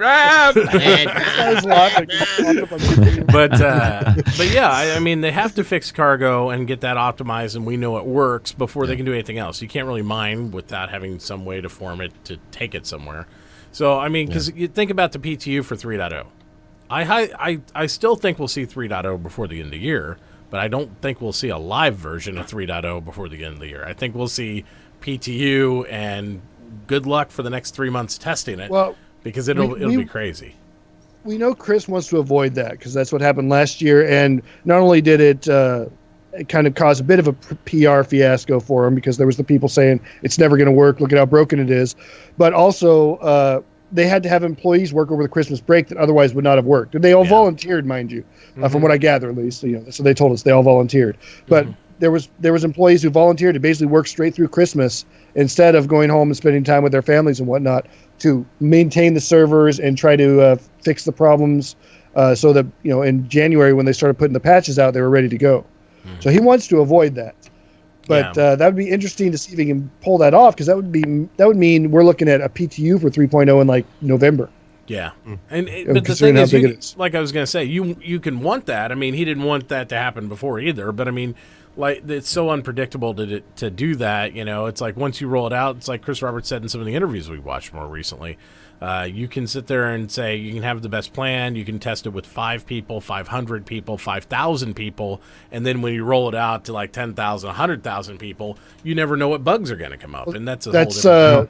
So. They said that in the monthly report today. One of the bugs we squashed during the Evocati and the PTU of 2.5 was one that does not show up at all when they were internally testing it. It was only when it went out to us, and it was a game breaker. It literally broke the servers. Yep. And it only showed up when it went out to us for whatever reason.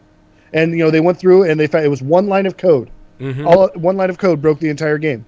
Yep. And it wasn't persistent in every element. It had to follow a certain procedure, I think they said, and it was very just nuanced in the way it is. And sometimes that's just the way that stuff happens. But yeah, I'm super excited for all these elements, but I am planning on my holiday season testing a whole bunch of crap that's going to be to get this thing out by next year. So can you imagine dropping that and Squadron 42 and just hoping everything works really well? I mean, I'm this is a pivotal point in this game development. It's a pivotal point in the growth of the community and everybody backing Star Citizen. And I know there's got to be so much pressure mounting on everybody over there at CIG's shoulders. Like, oh my God, that, I don't envy that aspect, but I'm super excited for everything to come. I'm just super excited. So, all right, let's get back into these guys' questions here. Let's see. We had Zim's question there said, in today's RTV, did Tracy leak that they will be showing a planet landing to ArcCorp at CitizenCon, or was he referring to last year's CitizenCon? Oh, I didn't pick up on that. Wasn't Who knows? yeah, I heard that. Wasn't that last year? So like, remember like when they showed that like a long time ago with the Yeah. with the Andromeda? Because that was Mhm. last year's. that was the old Gamescom, model I think, when too. it showed that. He was Yeah. talking about how excited he was when he first came on to the team and stuff like that, and that's what they showed off. And he was like, "Oh, awesome! Absolutely. This is what they're doing." And So I think that might have been like his first. first I love experience. those. Wasn't that in a Cutlass though?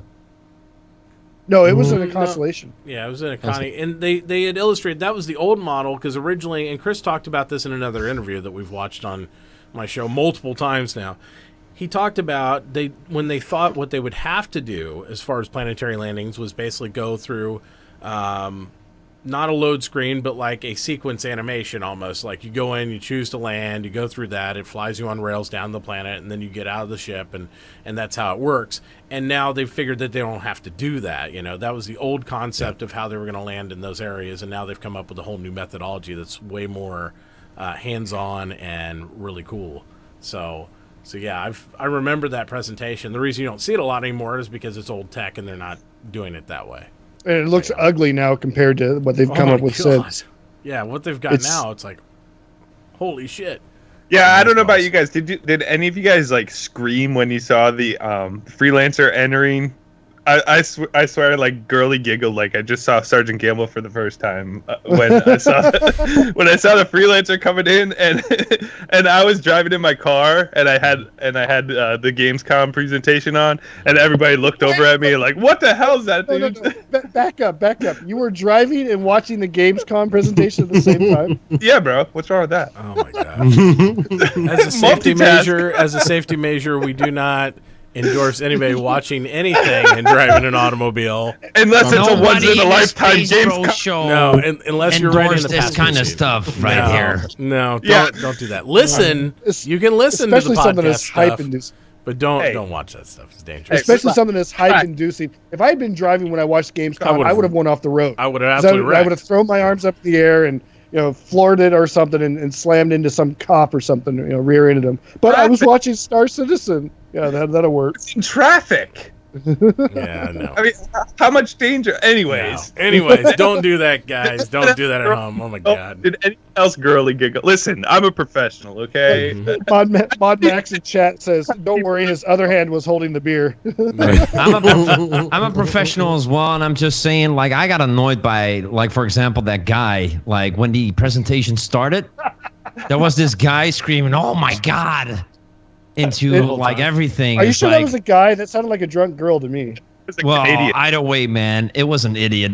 You should choose your dates that you take to those events a little more wisely, Gamble. It wasn't me, man. I mean, Supreme Tokyo was in there with two girls. Mm-hmm. Crazy. I think it was one of those. I think it was all Supreme's fault. Yeah, probably. It usually Fast is, car. but we love Tokyo. Fastcard says if he had been watching the Gamescom presentation, he would have driven off the sidewalk because he drives around in his little car. Yep. Hey, you And guys we're gotta- going to skip Zim's next question because we're not going to respond to it, even though he wants everybody here to do the Gamble dance. And I'm like, nah, we're good on that. Nobody wants to see that. No. Oh, you get. Nobody wants This to is see my. that. We make a gamble money. Gamble money. There you I go. love it. I love it. There I you love go. It. I love it. There you go. That's about all you get, Zim. There you go. I love it. It's like a combination of a little groove and almost dapping, but not really dapping. You're just kind of like half dapping. So it's a whole flow through. It's I felt really like I good. was dancing. I was dancing to that all night last night. Were It was you? great. Yeah. Yeah. That was great. There you go. It's good. It's really good. All right. I agree with Oogie Boogie on this one. Yep. This- Oh, Zim, where do you come up with this stuff, brother? The next one, which I shouldn't even read, but I will just for my own personal entertainment. If there was a boob slider, do you think we'd get a junk slider? I don't think that the boob slider would go big enough. Next question. Yeah. Well, what I about don't the think there's junk going to be a slider? boob slider either. He wants I don't a think it's- corresponding. He's trying to just be equilibrium. He wants a junk slider. I absolutely would be agree equal with to him, that. though. If there is going to be a boob slider, there should be a junk slider. Absolutely. Package slider there. That'd Yep. be good. All right. Are we talking about what we see of other people, or are we talking about No, what for we yourself, see for your own character creation. No, when you character creation, make your boobs bigger, I want to be able to do both. I want to have big boobs and a big package. Only if I can have Exactly. both on the same character. That's the I mean, only Exactly. way That's what I'm saying. right? This is a fantasy game. I so know. If we I can can- do both of the same character, then it'll be good. All right, so Mayonnaise 015 asks, he says, do you think when they implement docking that we will be able to share fuel, cargo, etc. between ships? That's a damn good question. It's actually a real That's something that we spaceship should question. ask them. I don't know what to Yeah. do with this. No, I I think would hope cargo. so. I think cargo, yes. Mm-hmm. Like right off the bat. Mm-hmm. But fuel is probably a different thing. I think that would be Fair, so man. cool if you could siphon fuel, though, right? Yeah, What? I missed that. If you could siphon fuel from ship to ship, wouldn't that be cool? Because we know there's such a thing from the Starfare that they'll be able to fuel you up. So there has to be an exterior fuel port on your And- ship. and that actually makes sense from a piracy perspective too. That you would be could one of the siphon, things. yeah. I mean, if you've disabled a ship and you're unloading it, wouldn't you want to take as much fuel as you can so you didn't have to pay to fuel up at your next stop? That does make a lot of sense actually that they would allow that. Yeah, So I but would not. assume yes. We were talking about like right off the bat of 3.0, right? Mhm. Able No, to dock. not on 3.0. I don't No, think. he just said in general. He's asking Oh, in okay. general. Do you think when they implement ship-to-ship docking, which we know won't be in 3.0, it'll be somewhere down the line because they have the ship docking rings where we can moor two ships together in space. On different types of vessels. Some do not have that. Some do. But basically, do you think that you'll be able to share all these different aspects, or what's your take on that? What type of things would you be able to transfer between vessels? That does remind me something though. Again, a year, 2 years ago, 3 years ago, it was impossible for us to have ships join together and fly at the same. They said that wasn't going to be able to happen. They just mentioned one of the things they mentioned in building up for the 3.0 presentation was coming up with a way for multiple ships to be on the same local physics grid so they can fly together. So they could do that with the Dragonfly. So that impediment that was going to prevent them from doing that no longer exists. So in theory, maybe in the future they will be able to set it up so that we can have ships dock together and fly, in quantum travel together for transporting, which gives a whole new meaning to like pocket carrier and whatnot. Because then you could have your small ship dock to your larger ship and just take off with it. Yep.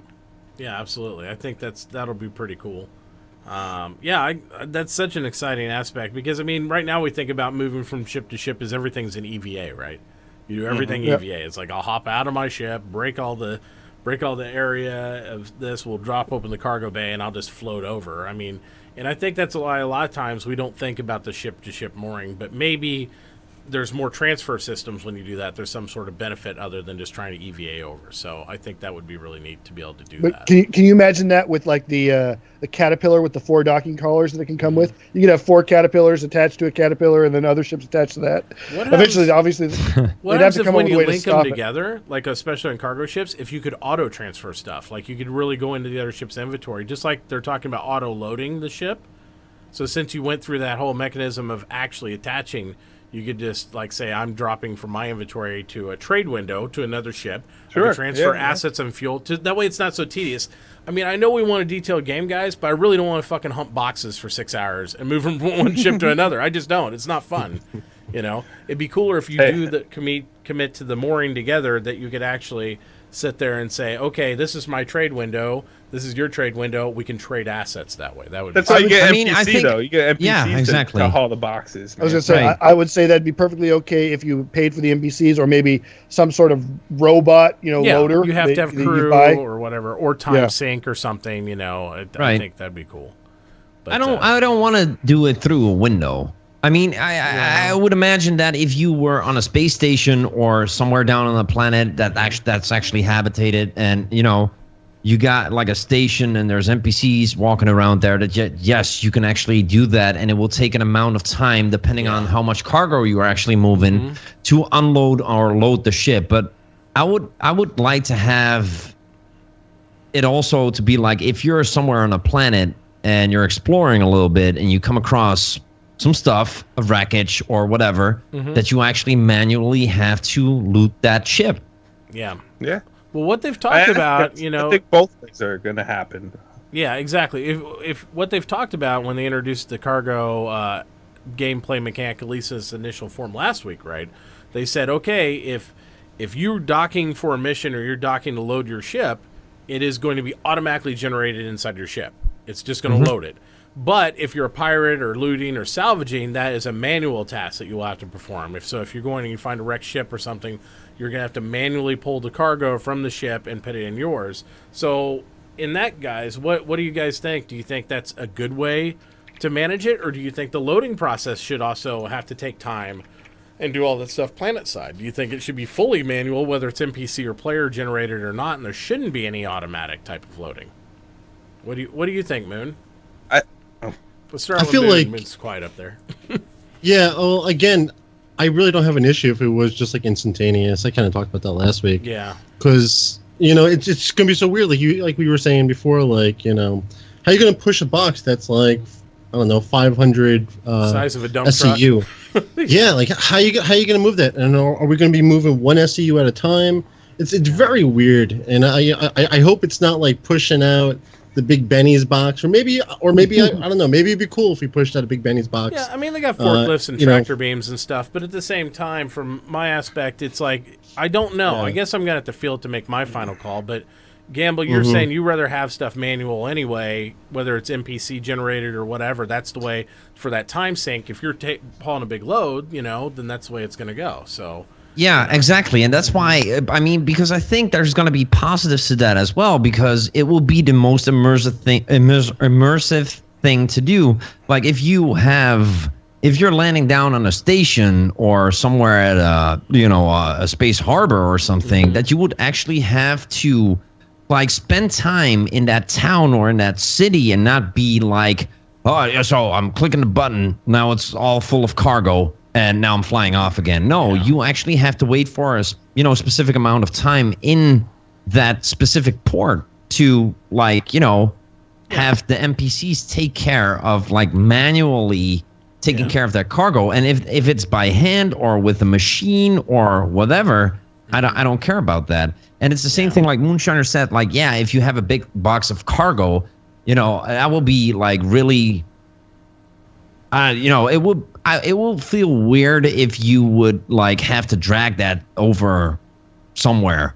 But at the same time, I'm like, well, if you find a big box of cargo somewhere or something that is heavy and quite massive and you're alone, you're fucked because you got to have a couple of people around to help you move that stuff a little bit. So you got to, make a phone call or whatever.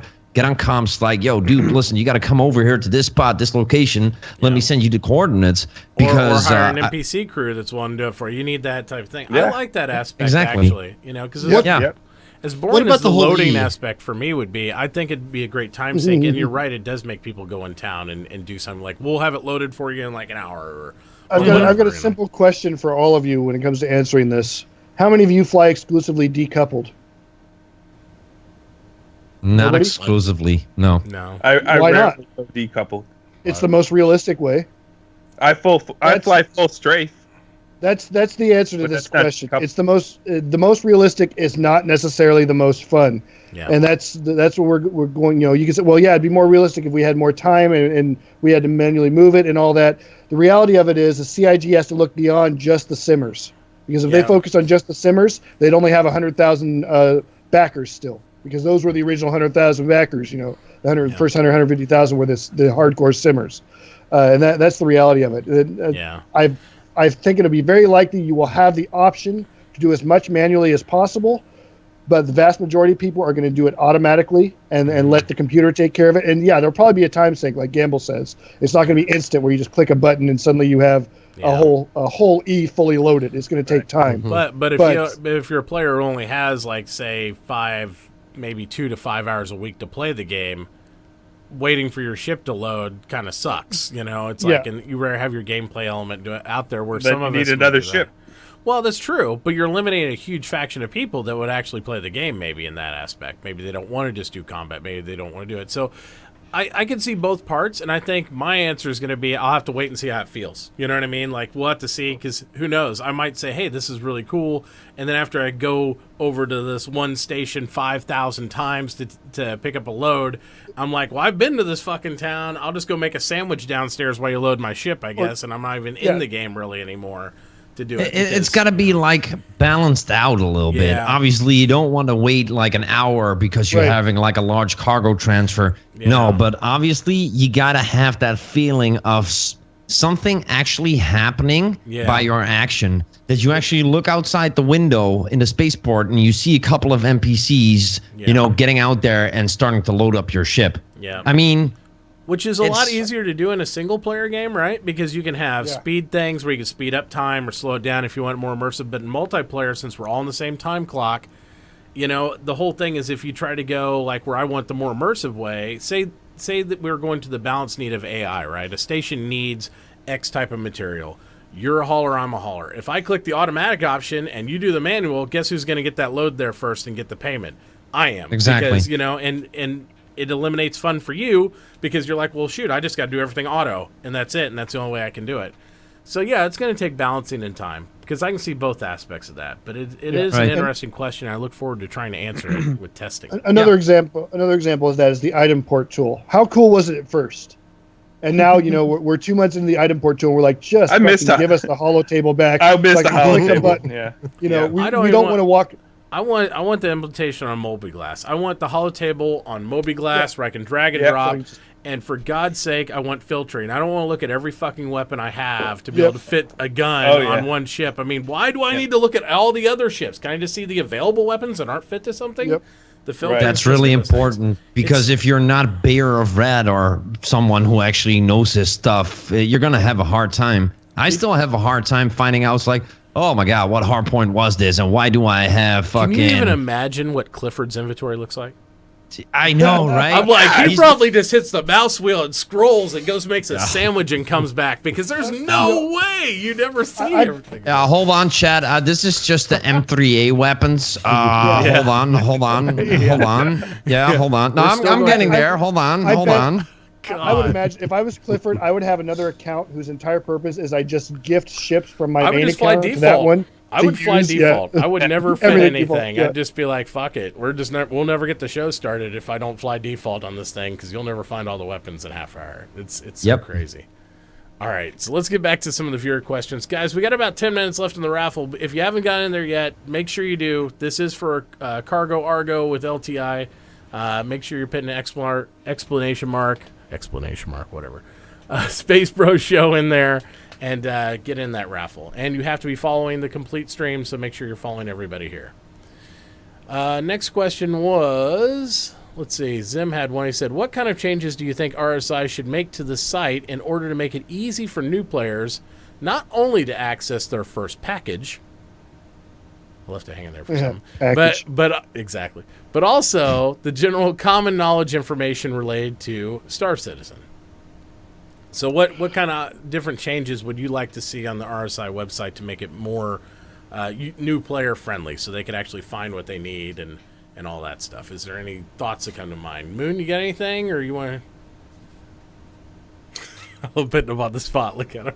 Yeah. Say it again. Don't say your reference code either. Yeah, exactly. That doesn't count. Nah, that doesn't count at all. Ban. No. Just different changes to the website. I honestly can't think of any off the top of my head. I think after I've seen it so many times, it's kind of like it's intuitive to me now. Yep. So, I think it only takes like one extra page and one extra link. And that's just having a big button up in the sides like, hey, I'm new. Click here. Yeah, new players click here and just have it. You know what I'd like to see? I'd like to see the hub on the front page. I think that's the most neglected page on the entire RSI website. And people get some information from the website, but I think like watching Gamble or watching Captain Richard or Bad News Baron or WTFO, like all those guys twerk, you know, like you could get so much more information watching guys who play it every day than you get from the website. Well, not gamble. I mean, if you want to know how to blow shit up, you Or can watch dance Gamble, moves. but- If you need fancy dance moves, Gamble's got you. Yeah. He'll teach I you how to appreciate the dunk. compliment, man, Yeah. but that's just the weirdest shit I've ever heard. No, I have to disagree with that. I like, as much as it would be self-benefiting, and I like all the guys, and that's how I get my information on any game, not just Star Citizen, is I use Twitch. That's how I find out about any game I want to play. I think it'd be good to maybe have it side or something like that, but I think they need, like they were saying, the new player interface button, and it basically walks you through the steps and do it that way. The website we have now was designed for us, for the already backers in mind. It was designed to get information to us. And they are revamping the website. I believe they said they were hoping to debut it at CitizenCon. Yeah, I don't know if that's the case or not. Yeah. But I think that's what we're going to see, is we're going to see the website get revamped as we get ready for Squadron 42 to go on sale, for Star Citizen Inter Beta and all that. They're going to revamp it more towards being geared towards the new player, the person who has no idea what's going on, to come in and get the basic information they need. And I'm basically waiting to see what they do with that before I give my input on it, because I'm not a web designer, and Turbulent, they are web designers, so hopefully they know what they're doing there. Well, and they've done a good job on everything else I've seen them implement so far. I mean, so I found my answer. Go for I found it. my answer. All right. Yo, they need to add the $15 add-on for Squadron 42 to the rest of the packages. I'm so tired of talking to like guys who are looking to buy a pack. They're like looking to buy the Cutlass Black package, and it doesn't give them the option for buying. 'Cause you can get it. You can get it with all the other packages, and they don't realize that they're not getting Squadron 42. But it used to. I don't know if it still does. It used to actually ask you if you wanted to add that. Like Doesn't. Doesn't anymore for some reason. Yeah, they Doesn't definitely do it need to do that. on any of them, except for like you only get that on the option for the free fly, and or buying the combos, and the combos are only for the the alpha and the other thing. And I hate to break it to these guys. They're like, oh, I got this. Well, I'm like, oh, did you get it with Squadron 42? No, I didn't. Do I need Squadron 42? Ugh, yes, you do. Mm-hmm. They need to have that option on all these packages. Collector says it asked him. He said it asked him when he. But he it's signed really up. convoluted. And another point is, like, they don't. I wish they had a warning, like when you buy a single ship. Say you're a brand new account, you buy a single ship, you don't have the game. I have so many people that come in my chat and they're like, "Hey man, I just bought an Avenger today. I've been watching your show. I'm excited." I'm like, "Did you buy one with a game package?" Yeah. A what? Well, it has a hanger. You need the game to do it. Oh shit! And then you gotta walk them through, like going back through and getting it and all that stuff. I think there just needs to be maybe 30-second, 1-minute tutorial for new people just to be able to know that. And I know everybody can say, hey, they should just read and all that stuff. We're trying to open it to a wider audience, and if these guys are willing to commit money to the game and they're thinking it's cool, I don't think we should try to put an IQ test to get in there. If they want to dump 50 bones in there, man, let them do it. Let them have fun. Let them I mean, be part of the the thing. game is already hard to learn as it is, Yeah. So having them actually having trouble to buy a package that makes them, play the game, I don't think that's the, optimal way you want to sell your game. Yeah. So, yeah, I agree. Yeah, I think we've all had people come into our stream specifically to ask, how do I buy this stupid game? Like we've all had that, and we all have links built in as commands. This is where you go to buy it. Ignore all that other crap. Do this. Or if you're a new player, if I make an account, just have a little notice pop up, just like on every other website. If you need a game package to play any part of this, that's it. I think it's that simple. It's not, I shouldn't have to read through the thing and do all that, because if I didn't have friends tell me and all that stuff, I might make the same mistake. I don't know. I mean, in the beginning, I have no idea. But just put entry level includes, everything you need to get started. Something like the new package. Well, I mean, there's some way to scrape your account, and if they see you don't have any game packages in there and you're about to buy an Avenger, how about just say, warning, you don't have a game package, like Velen said. Now. I mean, that's well, not hard. Velen made a good point. If your account doesn't have an active game package, maybe it shouldn't allow you to buy just an individual ship. That's what I think. Or at least have a pop-up that says you understand you're not getting the game. And you check the box or something. Yes, yeah. Yeah. And that's a simple safety thing. And, I just think that's it. Crap, he's here, guys. Yeah, he's been here. I saw his pop-up. I got an emote for Xylo when he comes in channel as a warning system to everybody. So you see it there. And he says, this is the longest I've seen Gamble not dance. Actually, we had him dance in the middle of the episode. So Just it was missed it, we chicken had that dance. happen. Like, listen, man, I had some good questions and stuff, man. He did. Today, He's like I'm showing another side of myself He's right been now. a real contributor. He's trying to adjust himself because all he's been on is perverse the verse, and sometimes he's trying to elevate himself. They come over to Space Bros. This is where we bring testes to try to elevate their standards a little bit to a hierarchy of show because we know we're all about serious business here. And that's how's that all we working do. out for you?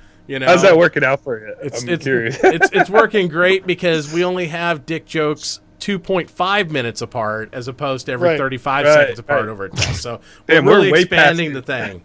So we're doing great. We're doing wonderful, guys. Well, you understand that we actually have a dick joke quota in test, right? I realize that. I've seen the counter myself, and I couldn't. Yeah. That's why I'm not in test. I couldn't meet the metric. I couldn't. I ran out after the first 2 minutes. I was like, I don't know. Just didn't have enough dick jokes. I couldn't do it. That's what she said. Yeah.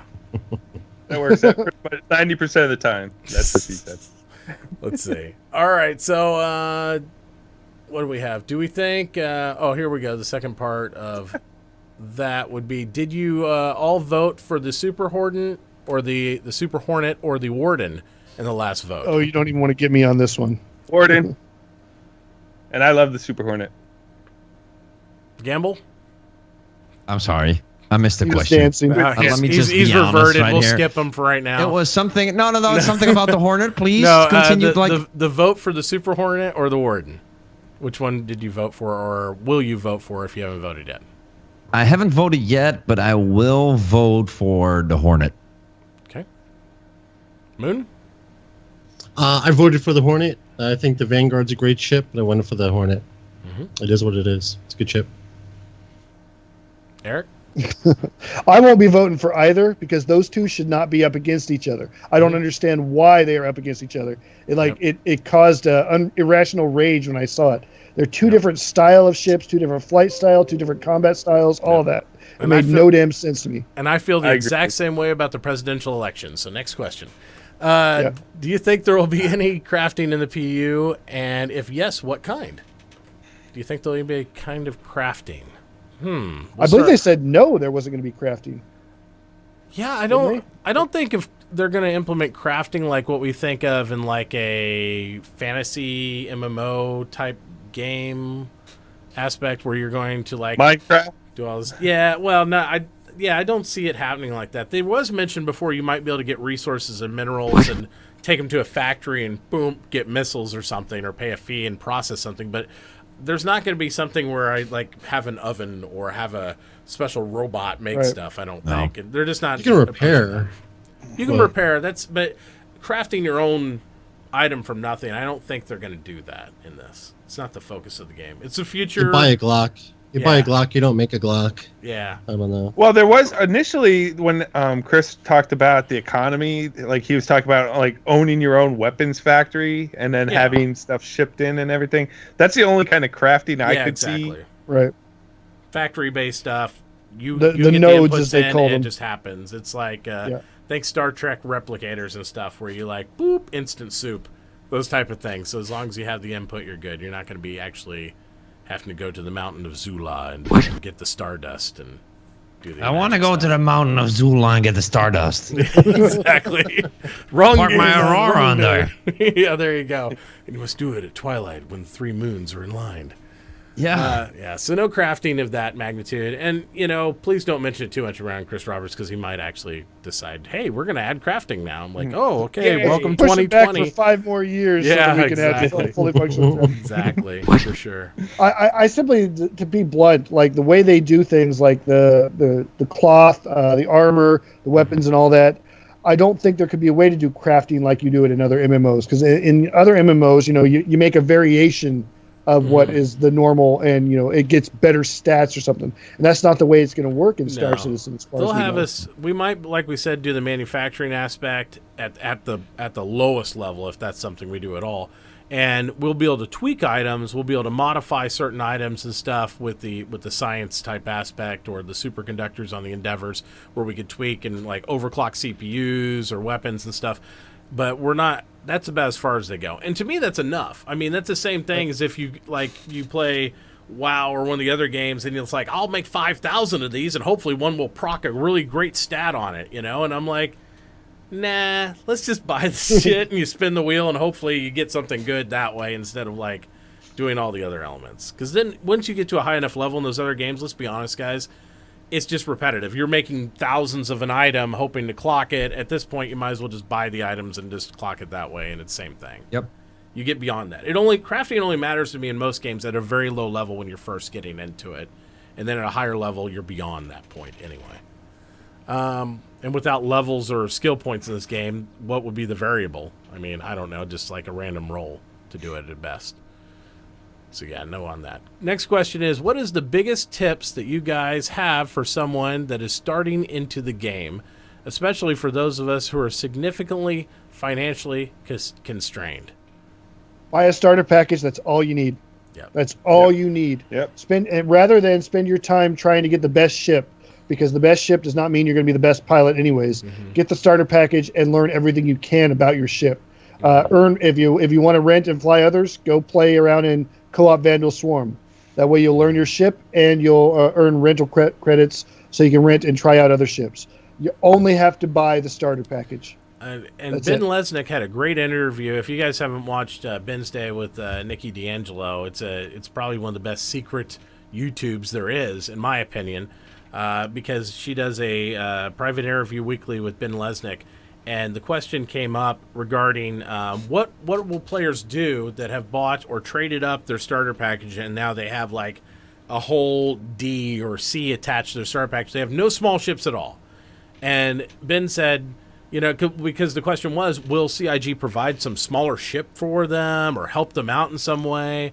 Because they've heard that there's not going to be, like, you can't come in the game and just do big ships. You can't do big loads of stuff. You have to start small and work your way up. That's going to cost a lot of money. Yeah, and Ben said, well, that's pretty much the player's choice. They bought a big ship and that's it. So what that means is those Auroras and all the starter package are necessary. The small ships you have to have in order to move up. So it doesn't matter if a guy starts with an Idris or not.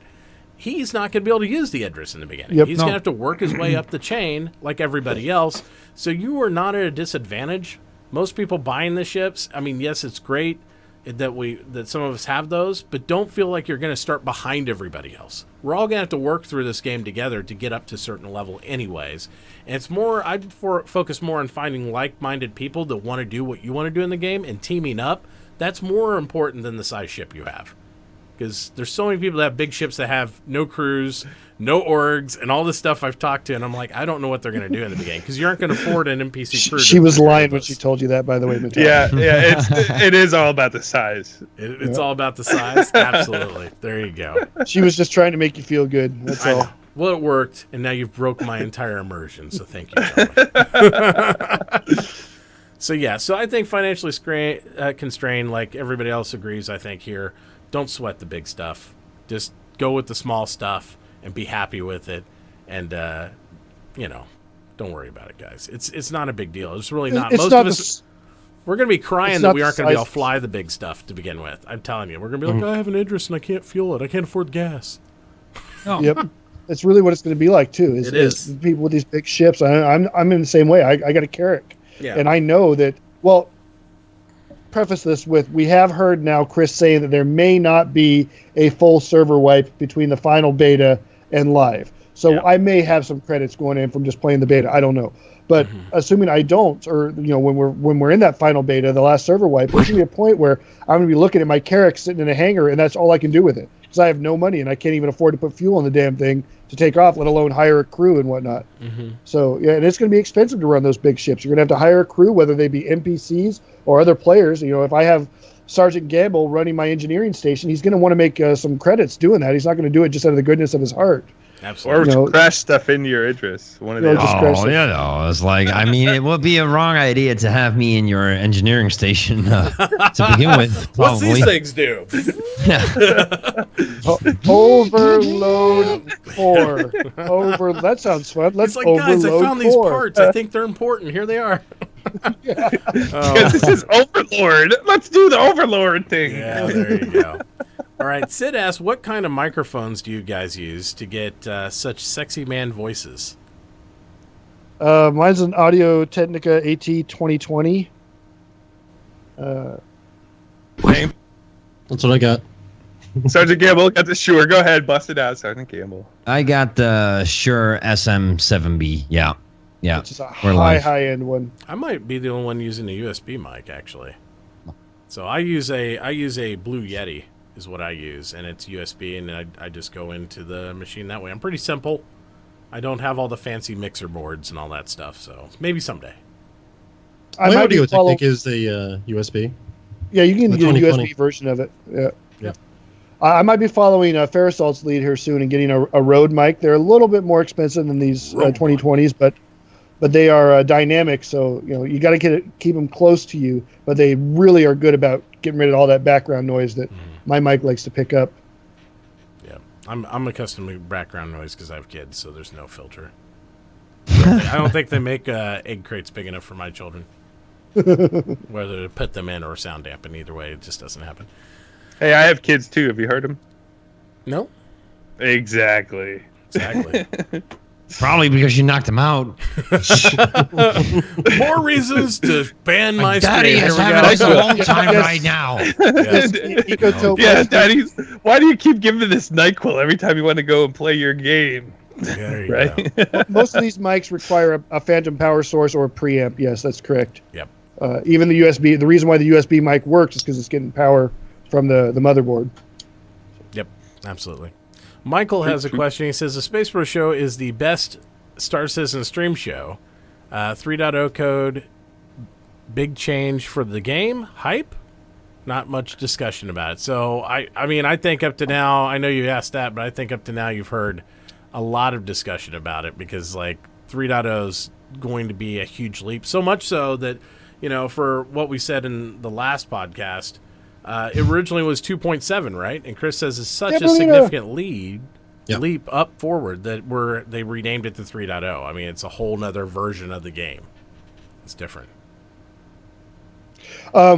That's funny you asked that question because that basically says you haven't watched the previous Space Bro shows since Gamescom because that's pretty much all we talked about for the last 2-3 weeks. That's all we've had So go to back talk and watch about. them on YouTube. Yep, Enjoy. watch them on YouTube and enjoy the discussion. And if you say anything nasty, Eric will get all over you because I've seen a lot of back and Damn forth straight. I discussion. love it. He loves it over there, the whole chitter chatter on that. All right, let's see. We also have Carbon Coda says, what about having to walk around and tag cargo for the autoloader to gather and move? So you mean What about like it? choosing actual physical things and... Are we Right. for or against it? Is that what they mean by that? Yeah, maybe so. He probably asked that question when we were on the cargo subject and talking about Right. it. I imagine. I think that's probably the deal. So I think it's an idea. I think we're just like we said, we're gonna have to feel out cargo and see how it is now, whatever implementation they have, and then I'll make my judgments about it. Then it might feel great. It might be like, well, shit, man, I don't like this shit. Shit's just appearing.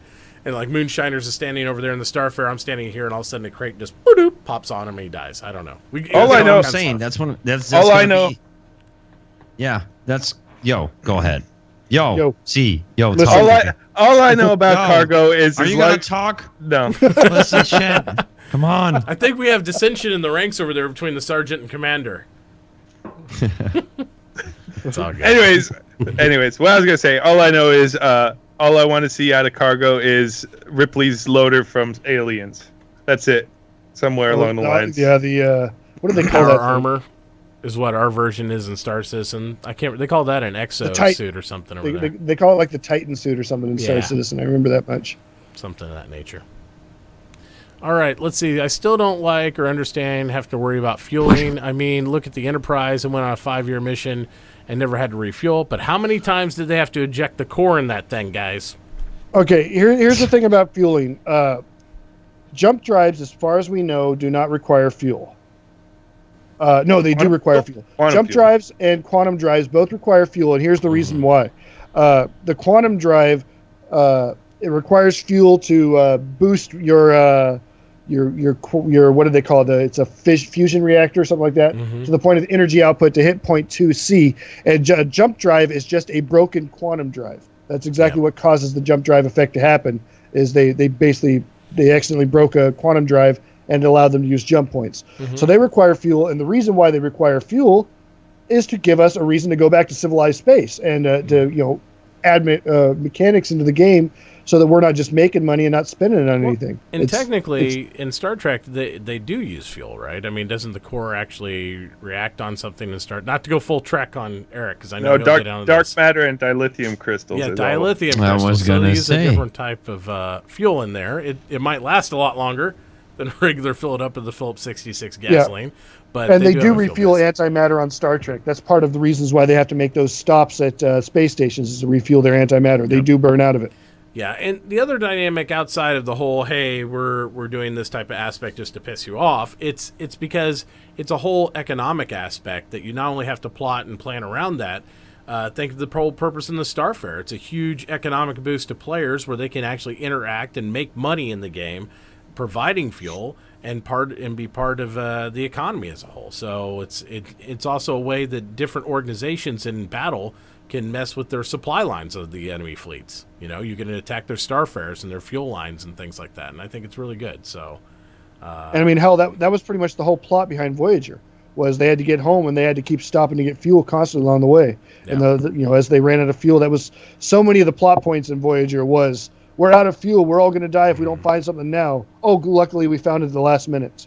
yeah, Captain! In the I first just- episode work.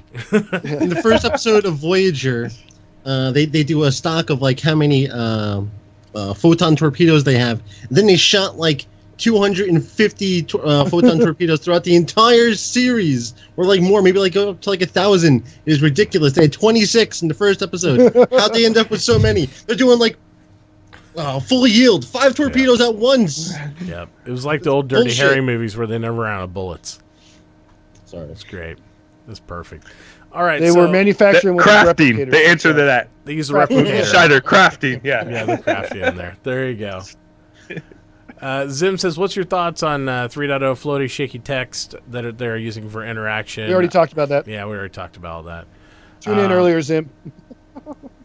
Yeah, Chav he said, if I want a ship from CIG, how long does it normally take to get it? That would be probably something maybe Xylo would answer somewhere, or you would probably actually contact got- support. I got my Gamescom one really quickly. I was surprised. I didn't even know it was there, and then suddenly it was Chav's there. still waiting on his from Gamescom. I can remember I waited a long time on my Gamescom 2014 trophy. So, I don't know. yeah. Hit or miss. I really contact support and just Yeah, send them a friendly reminder too. Yeah, I'd contact support. That'd be your best avenue on that for sure. And if it doesn't work, just blame Disco. That's probably what happened. He's probably around flying their ship right now. That's probably what This is a happened. By the great way, ship. you cannot replicate antimatter. So that's BS to say that torpedoes can be replicated. All you Well, guys in no, chat. but they were getting antimatter in trade, and then they were replicating the rest of the torpedo casing and putting the antimatter in it. Science. That's, bitch. I don't think so. Don't- Who don't try to who- science who- up my who show, did they Eric. trade that with? Yeah. Who did they trade that with? I don't think so. When That's do a you bunch of think malarkey. 2.6 will come? Good question. When do you think we'll see 2.6? I think we've already CitizenCon, yeah. Yeah, Mhm. that's what I think. It's the 50th Star Trek anniversary today, or yesterday, rather. I guess. Is it? Yeah. Okay. Live long and prosper, all you trekkers. All right, guys. Trek- We're just gonna do one or two more Trekkers. questions, and then we're gonna draw this thing so I can let some of these guys go because we're running a little bit. Yeah, I longer gotta than pee what- now. Yeah, absolutely. M92 says, as I have played MMOs such as WoW, I would like to be able to hunt certain alien creatures on planets on foot and even come across a boss fight where I may need some friends to help bring it down by aiming. Ooh, it moved. By aiming and timing shots in different areas of the alien. What are your thoughts on this? I'm glad my you do that in consolation other at it. MMOs. I'm glad you do that in other MMOs. That's Yeah, my you thoughts have to on realize that, and the one thing I'll make a comment on is, like, somebody asked the other week, CIG, about when guarding FPS about hitboxes, and that directly relates to this type of gameplay you're talking about with MMOs and things like, Destiny and all that stuff. They have no hitboxes on these guys. We have like actual direct targeting things, so you wouldn't have like a hit point marker like that. They're either there, damaged state, or dead.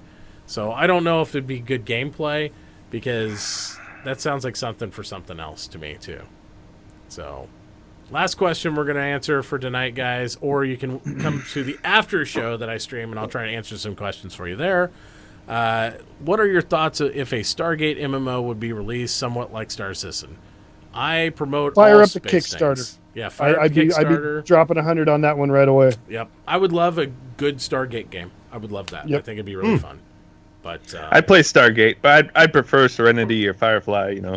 yeah, I'll back them all. Yeah, exactly. We're getting that though. I feel like that is the I think. Yeah, we are kind of getting well. Serenity and Firefly out of is Star Citizen. Yeah. Star Citizen. Yeah. You're gonna get some of that in here for sure.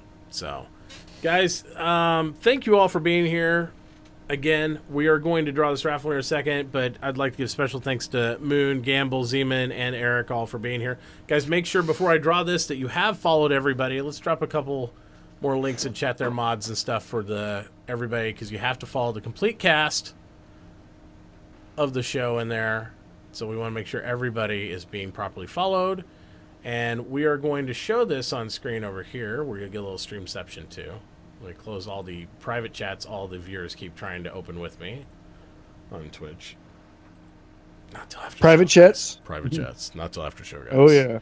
Oh yeah. Is that where baby. Zim sends you all those pictures he takes of himself during the show? He doesn't know I forward those to you for that book we're making.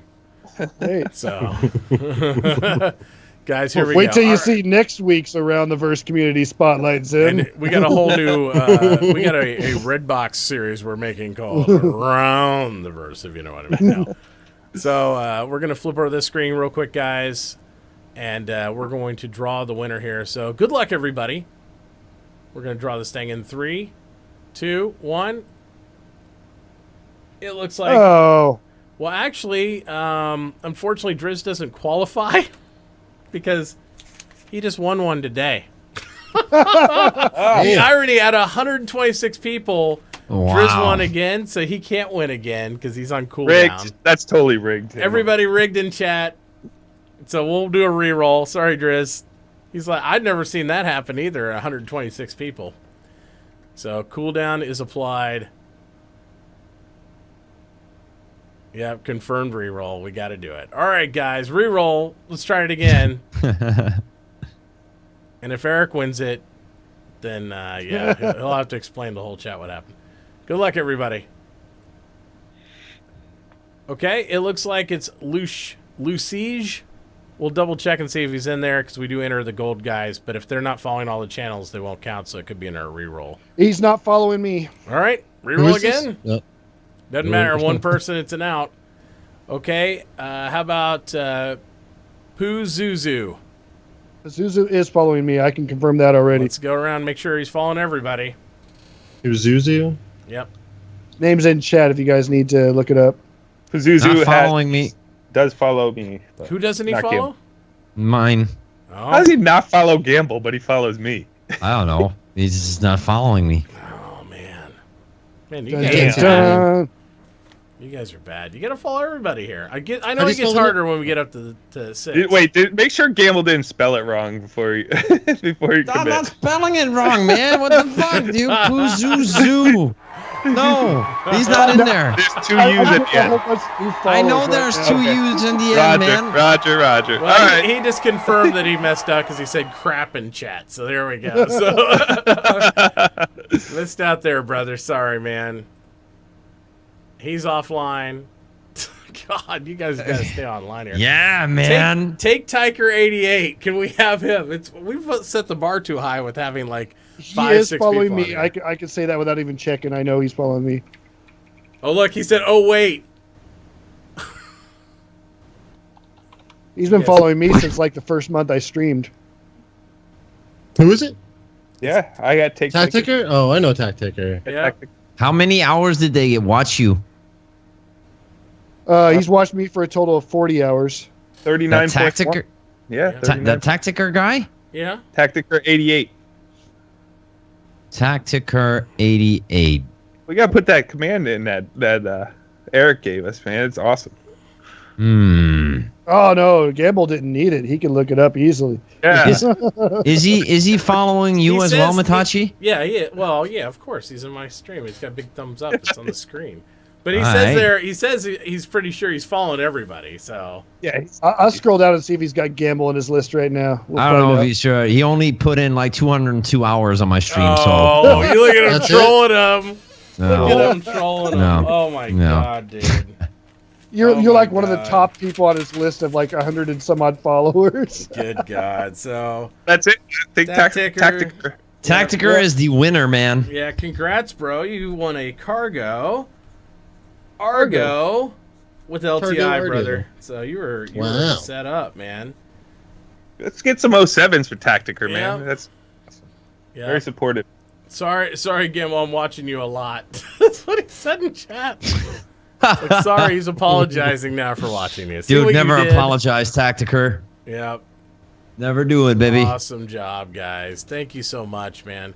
Guys, again, thank you for being here. I appreciate it. Hopefully we'll get some of you guys on some future episodes and whatnot.